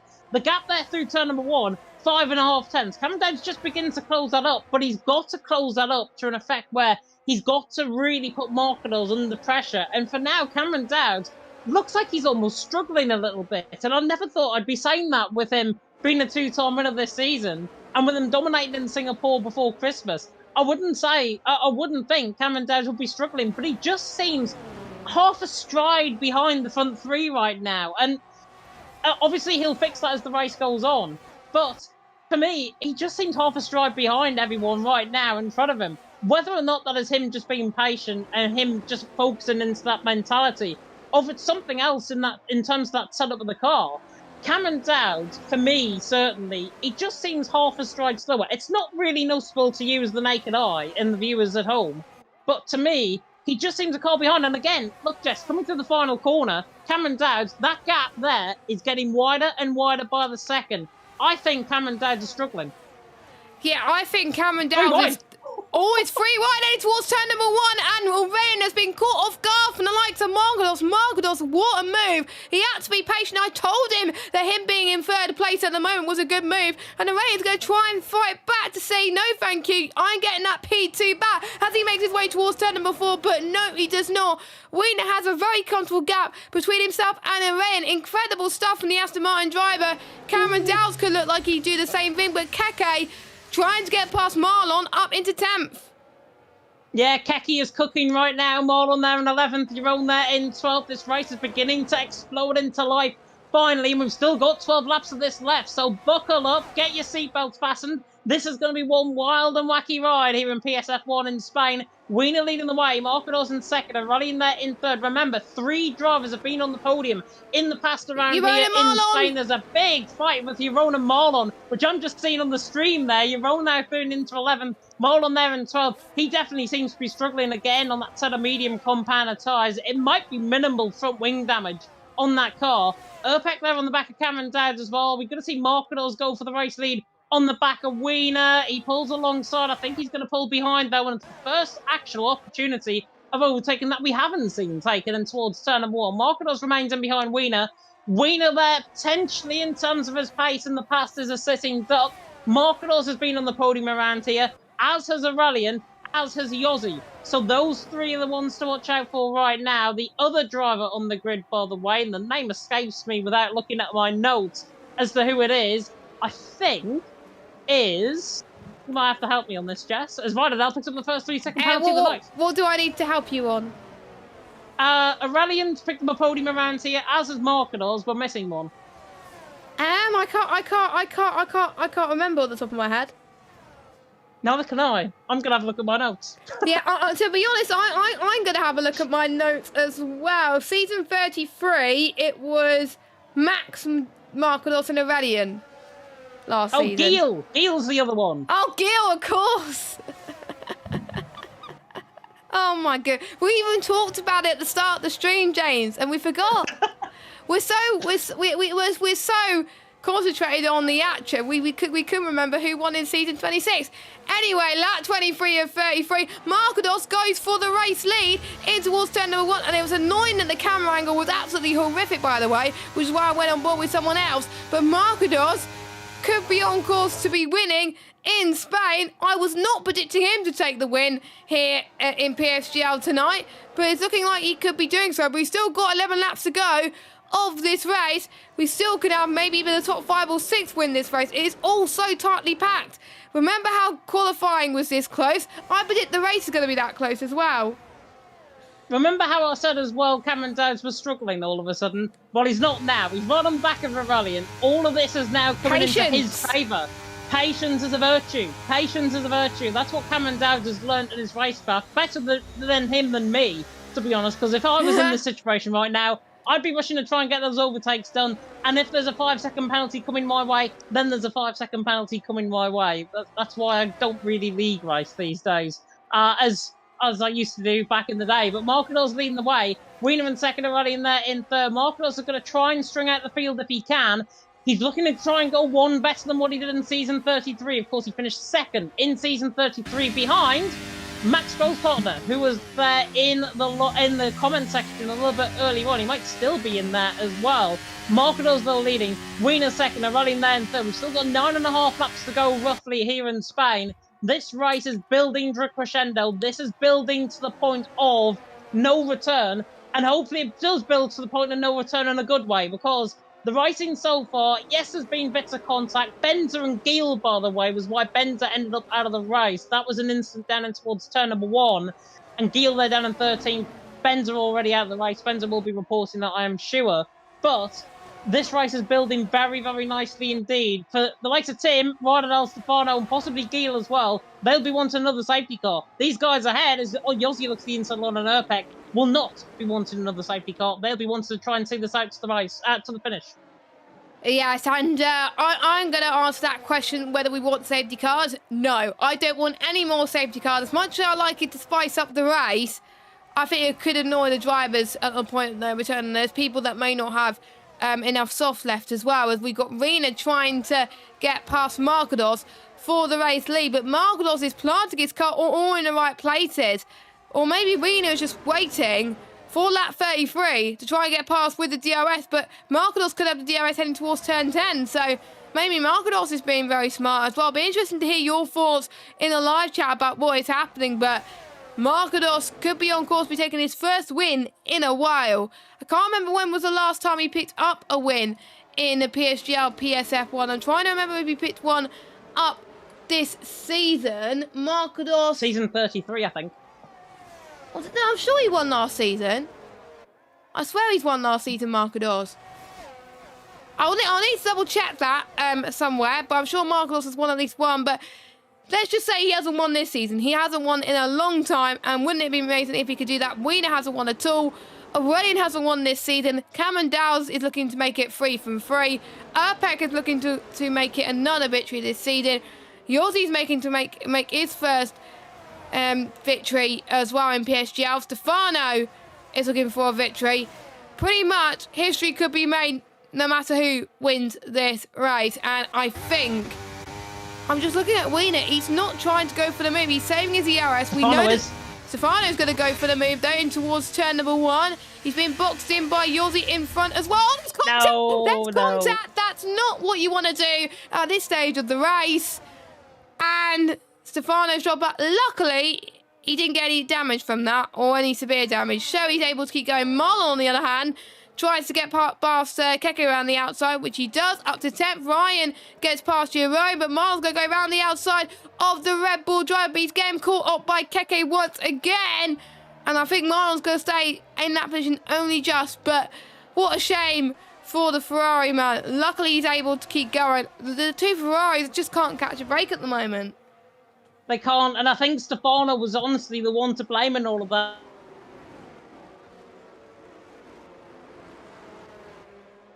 Pinched on the outside through turn number 1, so he had no way of going. There was always 100%. If still would have been contact between Yossi and Stefano should have backed out and they wouldn't have had contact. And it's as simple as that. Just fine margins of racing can cost drivers races. As Wiener now, we're looking on the back of Marcos. Aurelian looking on the back of Wiener as well. Is he going to go for the moving towards turn 1? Yes, he does. The Austrian now leads for Marcos there in second. Aurelian there in third. And once again, Cameron Dowds, Dude Bob there saying in the chat that Cameron is cooking. Not if he's got the ERS that he's on right now. 41% of ERS for Cameron Dowds, 37% for Aurelian, 35% for Marcos, 62% for Wiener. Wiener has got control of this race right now in terms of the ERS. Cameron Dowds in fourth again. Urpek behind, more ERS, 65%. Yossi, 65%. Cameron Dowds is the one in the middle of this front pack. That is the one again that is half a stride behind everyone, and therefore he's a little bit vulnerable potentially to Urpek and Yossi later on in the race.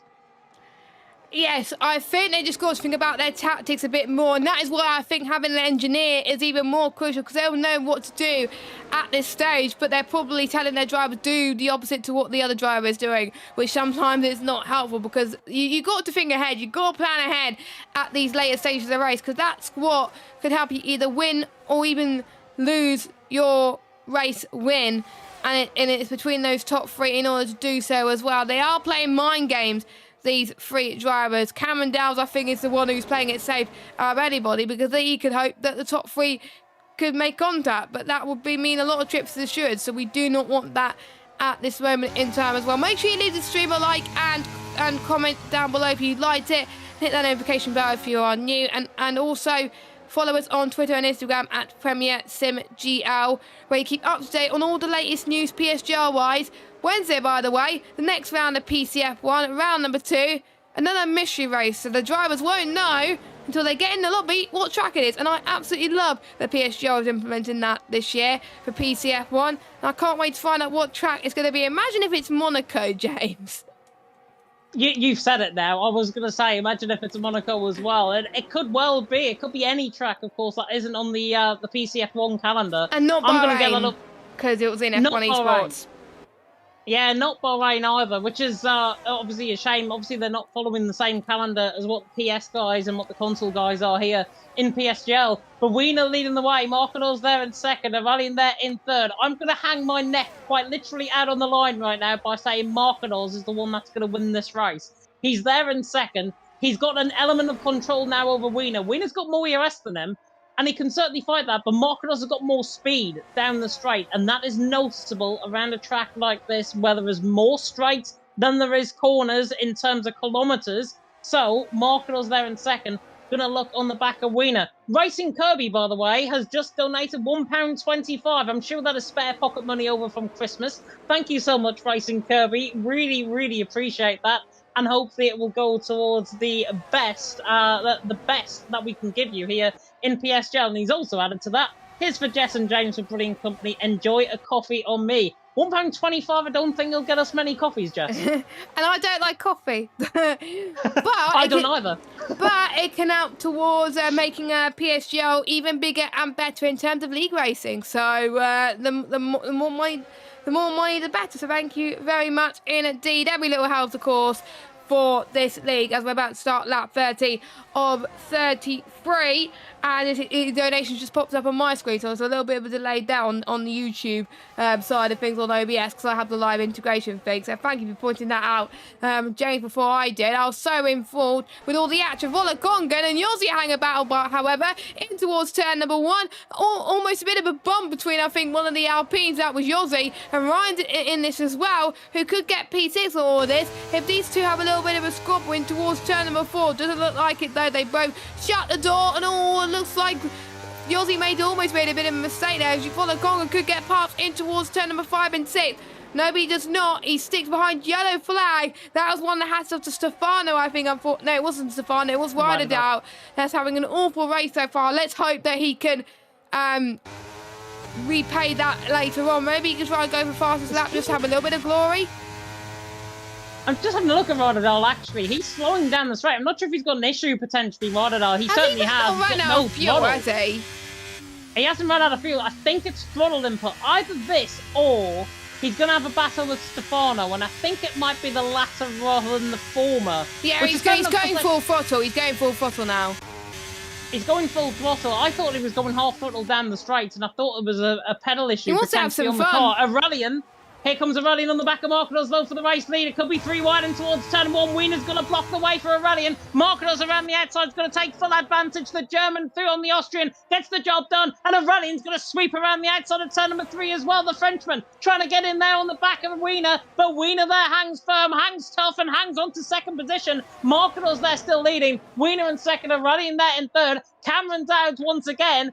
It seems like he's been about half a stride behind the front 3 for the rest of this race, but he is there in 4th position, looking to try and take full advantage of anything that happens. Erpek there in 5th. Yossi, by the way, has picked up a 3-second penalty as well, so that is him potentially out of this race as well. It concerns, for me, Jess, the front 5. Any of these front 5 are going to win. Yes, I think any of the front 5 could win. Watch out for Volakongan as well. He could still win this one too. So pretty much everyone who hasn't got a penalty and is winning this DRS train could still win. Yaron is probably on the best tyres out there at the moment as he tries to go around the outside on one of the other Aston Martins of Ryan. Not going to work. Yaron stays ahead behind Ryan for the time being. Let's jump back to the front there for the penultimate time of this race. Marcos leads from Wiener from Aurelian. Aurelian does his thing of backing out, so does Wiener as well. Cameron Dow's done exactly the same, and they almost made contact, Peck and Cameron Dow. That was tight, wasn't it, James? Oh, I was on board with Erpek for that as well, and how on earth he didn't make more contact with the back of that AlphaTauri, I do not know. He has saved himself and Cameron Dowd out of this race. My word, that was close. That was very, very tight. And if they weren't careful, they were going to lose out on big championship points. And Cameron Dowd is looking to take advantage of Aurelian by maybe getting past on the final lap as well. This is going to be the craziest endings that we've seen in a while. We could see, James, a photo finish. Make sure you stay tuned until the end of this race. We've had a bit of a delay tonight due to issues our end and qualifying as well with Erpek. But the wait was definitely worth it. Erpek side by side with Yossi. Sorry to cut you off, Jess. Through Bank Sabadell at turn number 12. Erpek trying to hang it to the inside line. Both F7 Argos going side by side. Erpek there through and he's into 5th. But watch out for the race lead. Aurelian on the back of Marcos. Marcos on the back of Wiener. This final lap is going to be tense. Marcos now pulls to the outside line, takes the race lead. Aurelian has got no battery left, but he's going to have to find a way around the outside of the Austrian if he can. Marcos, though, hits the front with 4.5 kilometres of this race left. Marcos leads. Wiener there in second. Aurelian there in third. Marcos is now the one that has got more ERS than everyone in behind. So Marcos is the one taking that element of control. But this, Jess, is going to come all the way down in towards turn number 10, and that braking zone at the end of the middle sector. This is going to be now boom or bust for Marcos and Wiener. I think if anyone makes too many mistakes, that could potentially ruin drivers' races at this stage, so they've got to think on their feet a little bit as well. Markados going to have no DRS. Everyone else is. And I think Markados has got this to a T. He's absolutely nailed it. Heading towards the final sector. Through goes Markados in towards turn 11 and turn 12. Cameron Dowles could not get past Aurelian, but he's got to if he wants to take advantage from Aurelian today. But Markados, he's pulling away from Wiener quite comfortably. And for the first time since about a few seasons ago, Markados wins at PSGL. He's done it. Wiener in second, Aurelian in third, Cameron Dowles in fourth. Urpek gets his first point in 2 races, which is great to see. Volakongan in 6th, Ryan in 7th, Jeroen in 8th, Marlon in 9th, and Yossi 10th place right now. Markados, I have to say, strategized this race perfectly. He was just capitalizing on everything and was waiting for the right opportunity to pounce, and guess what? He got awarded and he won this race. What was it I said 5 laps before the end of the race as well? Markados has got this, and look what happened. There you go. Markados had it. Markados got the race. There's a phenomenal battle going on, by the way, between the Hassers. Rotterdam and Stefano, 15th and 16th. Still not over and done with yet until the Cats come home, and Stefano's looking to try and get Rotterdam. Rotterdam's got a penalty. Stefano's not going to get him, but he will get him on track. He will finish in 15th in the end. Wow, that was a great race, and that was timed to absolute perfection by Markados. His first race win, by the way, since Bahrain, season 34, round 2 of that championship. One of my first commentaries in PSF1 as well. Markados takes the race win, and Marlon takes drive of the day, awarded by the in-game fans. Phenomenal recovery drive from him to get in the points. But Markados, he's come a long way since his PSF 3 days and season 30. But he's taken to the top step of the podium. The German back on top for the first time since Bahrain last season. I would love to hear from Markados in the interview room. Hopefully we get to hear from him at some point. I know it's about 10, 15 minutes late than we were expected, but I would love to hear from him, his reactions and stuff like that. But fair play to Wiener and Aurelian for giving it absolutely everything. Unfortunately, it wasn't quite enough. The top 2 were outside the top 3 on the grid, which just goes to show that you don't need to start on pole to win this one. But you've got to be in the top 6 to really stand a chance, and that is what Markados and Wiener did today. Those 2, I think, stood out massively. And here are your results then. Markados wins by 4 tenths over Wiener. We got Aurelian in 3rd. I believe, if I'm not too mistaken, Aurelian is going to be still leading the championship. Cameron Dowles in 4th, Urpek 5th, then we've got Volakongan, Ryan, Jeroen, Marlon, and Yossi, your top 10. And we've got Keke, F7R, Stefano, Gil, not the best races from him. We've got Tim, OP Stefano, Ryder Dow, and then we've got 3 DNFs, Bender, who had a collision with Gil, and then we got the likes of Tom, and Cadillo, who didn't even make it past the first lap. But that was it then for the race. I have to say, Markados and Wiener did very well and definitely deserved the top 2. Markados' brother, by the way, is there in the chat, Jamal. And Jamal, I'm sure, is going to be pleased as punch for his brother. I think a younger brother, if I'm not mistaken, as well, is OP Markados, not Jamal Markados. But a phenomenal effort from him. As I say, he's come a long way from PSF 3. And from picking up race wins there and dominating that season overall. And look at him now. It was season 33, I think, his first opportunity of PSF1. He took a race win that season. He took a race win in Bahrain. Now he's got one here as well. Fantastic effort from him in terms of that perspective. And I tell you what, nobody deserves it more than him. Absolutely delighted for him. If you saw my reaction, by the way, off camera, I was fist pumping until the cows come home, and I'm so happy for Markados. Really, really good, and I hope that the family can celebrate. I hope he can celebrate as well. I know it is like we hope to get interviews from him. I know we're going to get one from Wiener and Aurelian for sure, so we're going to get at least them both in. But I know Markados is going to be pleased as punch for sure. And I'll tell you what, in terms of that race, Jess, we had a phenomenal race in the end. Yes, there was a safety car or 2 late on, Only one. but it added to the drama. We only had 1. It added to the drama. It added to, albeit the controversy as well, but it's not Formula One if it's not without controversy and indeed drama. That's what we had, and I think you're right as well by saying Radiant will lead the championship going into round 9 in Miami. Yeah, Miami is next week. Another American track as well. Are we ready for interviews? Are the drivers ready for interviews? No, nobody's in the waiting room yet. But so we are going to have to wait a little bit as well. But what could have been for certain drivers out there on track today? Shame for Yorzy as well that had that spin just before that safety car. I think if he didn't have that spin, he definitely would have had a chance on winning this race today as well. Cameron Dowles, I think, was just playing it safe, but sometimes you got to play it safe. Sometimes maybe getting the win may have not been the best thing to do, and maybe he might be happy with 4th place, or maybe he's just striving for better things in the following weeks, because there's certain drivers who have won championships without winning. Remember, I commentated on an F2 season where I think it was Xander now. He was known as Banner back in the day, but Xander took a championship win without even winning a single race. Yeah, he did, and we are ready for interviews, by the way. They've literally just heard me call. They're not in the waiting room yet, but now they are. Okay, the interview screen is ready, so over to you, James. All right, let us drag them in. Hopefully this all works. It looks like they're all on... I'm dragging them to the right place. Good, that's a start.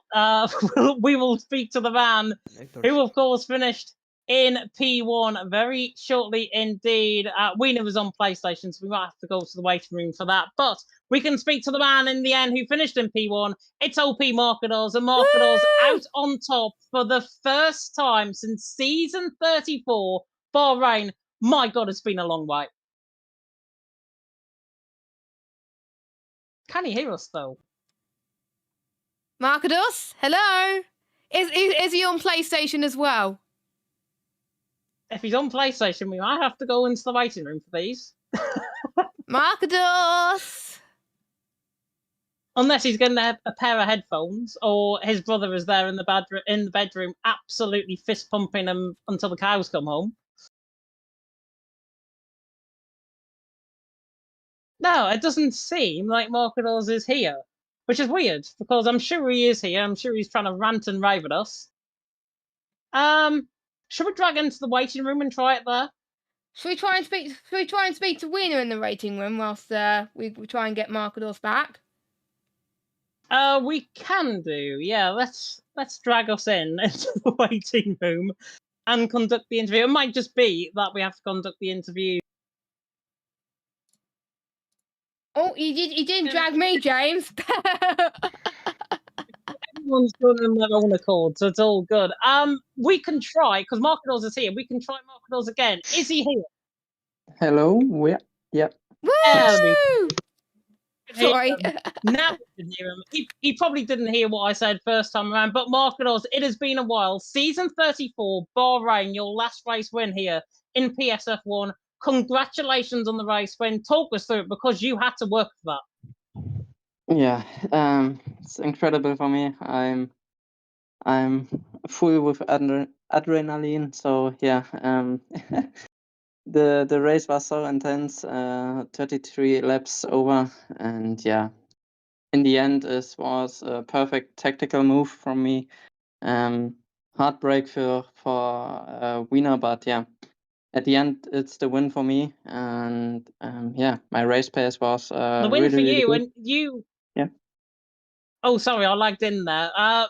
Yeah, the win for you certainly was a fantastic job from you. You finished second in season 33 as well, so you've got good form around this track in the past. You've gone one better than season 33 as well. Talk us through that final lap overtake, because it was not easy. Wiener did not want to make that life at all easy for you going into turn 1.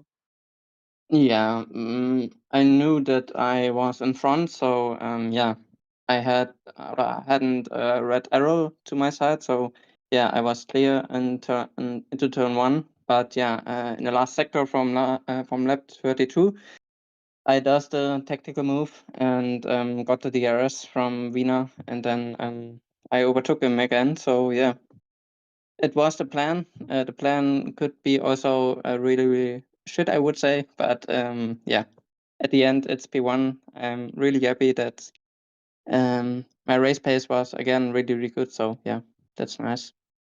Yeah, it was impressive, your pace, I've got to say as well. It was phenomenal to witness. And I said about lap 28, I think it was, Marquez has got this. Watch out for him in the final stage of this race. And that's exactly what happened. And I got Yossi for pole position as well. It couldn't be a better day for me in terms of my predictions. Anyways, I'm not going to gloat it into Jess's face anymore.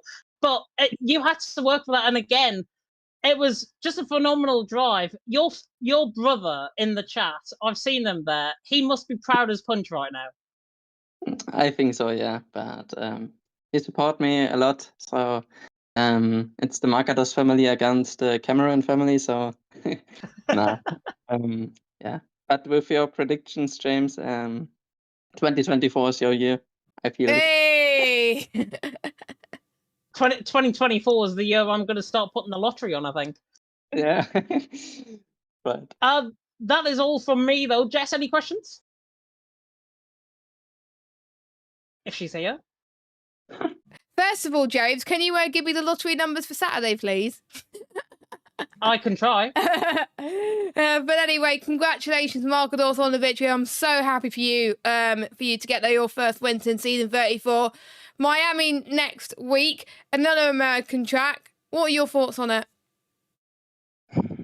It's okay for me. I like this track, but never drove this track so much in this game. So yeah, we will see. I have on Saturday and Sunday 2 races on GT7 on the Ooh. Nordschleife, and yeah, then it's a bit scampy, I would say, on the Monday again to drive F1. But I will try my best. So yeah, we will see, and hopefully it will again a very good result.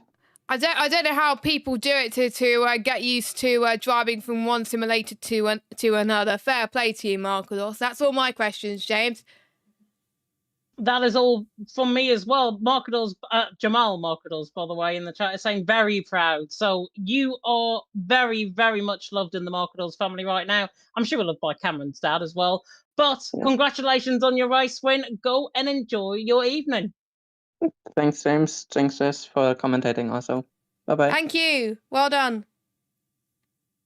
And now we can speak to the man who finished in P2 and was on the receiving end, unfortunately, of that overtake in towards turn 1. It was OP Wiener.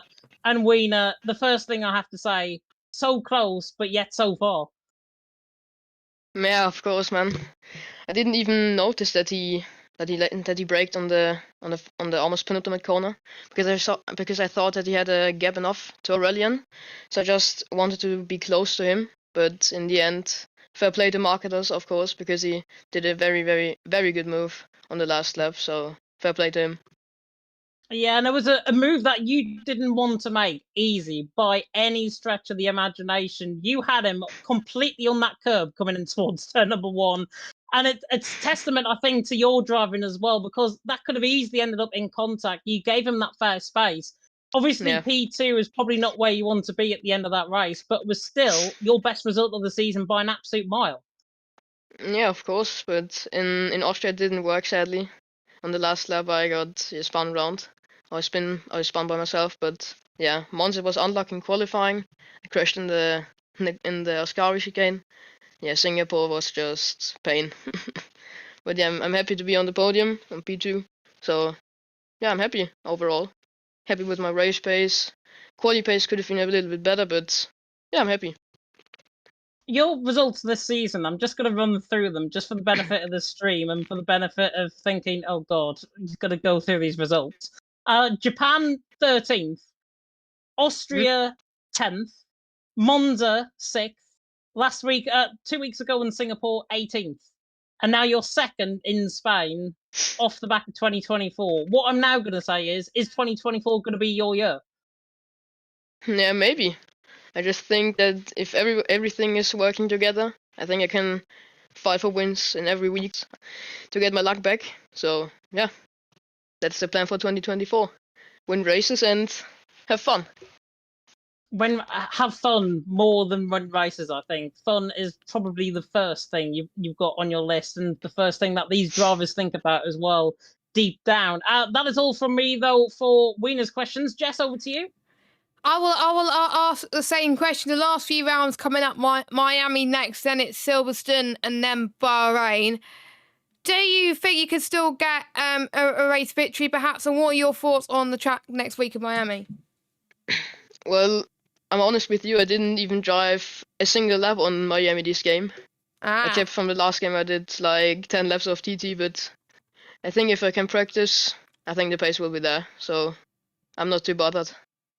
It's good to learn to adapt to a track you haven't raced in a while. So that's a good answer to that one. And thank you very much for joining us, Winner. Congratulations on your P2. I'll let you enjoy the rest of your evening. Thank you guys. Cheers for comms. Bye bye. Have a good night. You have a good night as well. And James, let's interview our third place man. Another one where it's the case of it got away from him, and it was a rallying P3 out on track. Another P3 for you around here in Spain. Phenomenal race, just unlucky, I think, in the end of how it played out. Yeah. First, hello. Hello. Yeah, it could have been so much different if Yossi didn't got the problem. I don't know what happened. He spun. Yeah, after. Yeah, but it was on the curb. It was strange, and yeah, it could have been different with him. I got double overtake, and after it, I tried my best to try a move on Marcados or Wiener, but I was too far every time.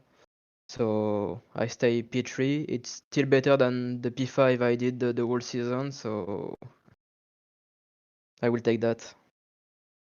Yeah, I think it's your second podium of the season as well. You picked up a podium in Japan, third in Japan.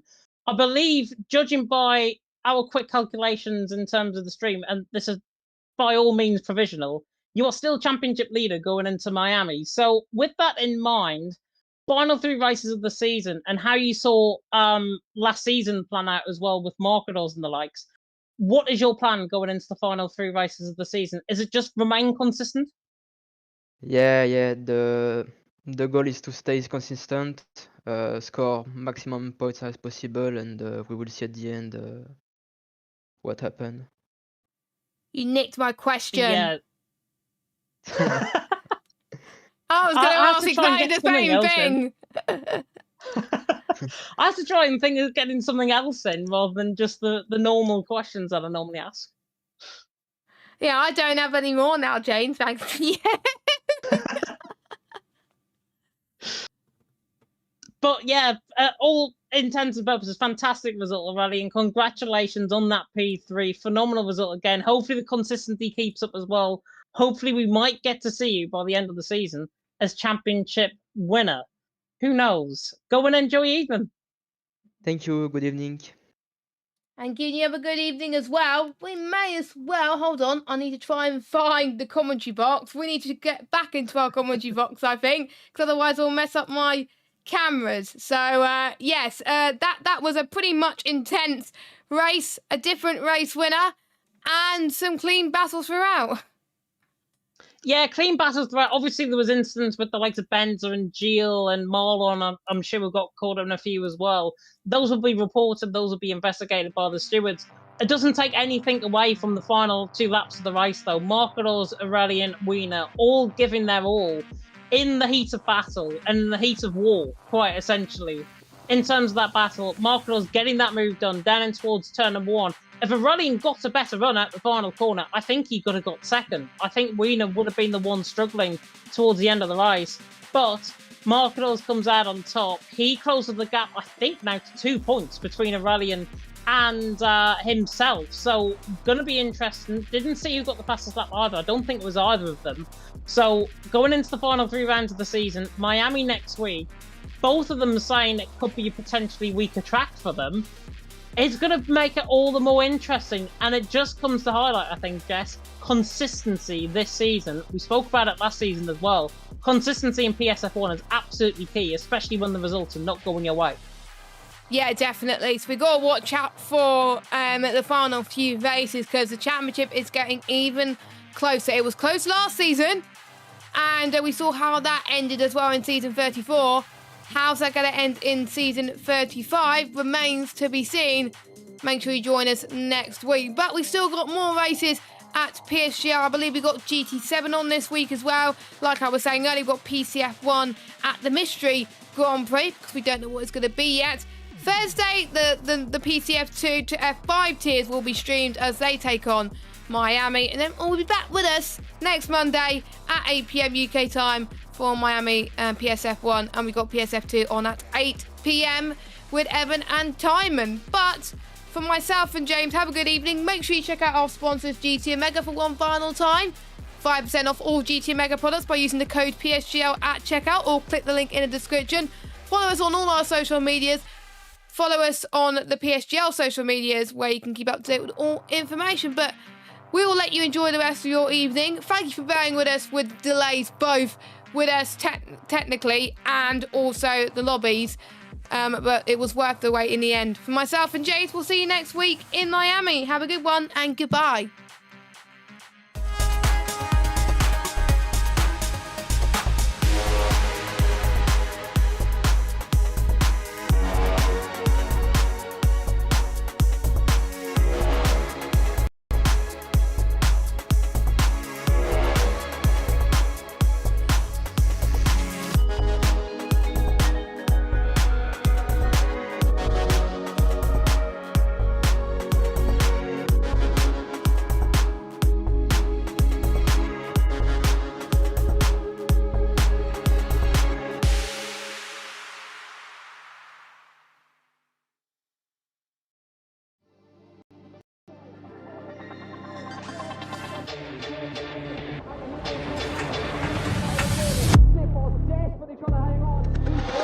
He's got the inside off, here he's through, on the left-hand side, hooks the apex, gets on the power nicely, and that is job done. Jarno Opmeer now, to the last couple of corners now, his finest drive, his greatest drive, and he's done it at the Circuit of the Americas. He returns to the top step of the podium. Once again, the GOAT is back. Jarno Opmeer wins the US Grand Prix in a stunning Grand Prix.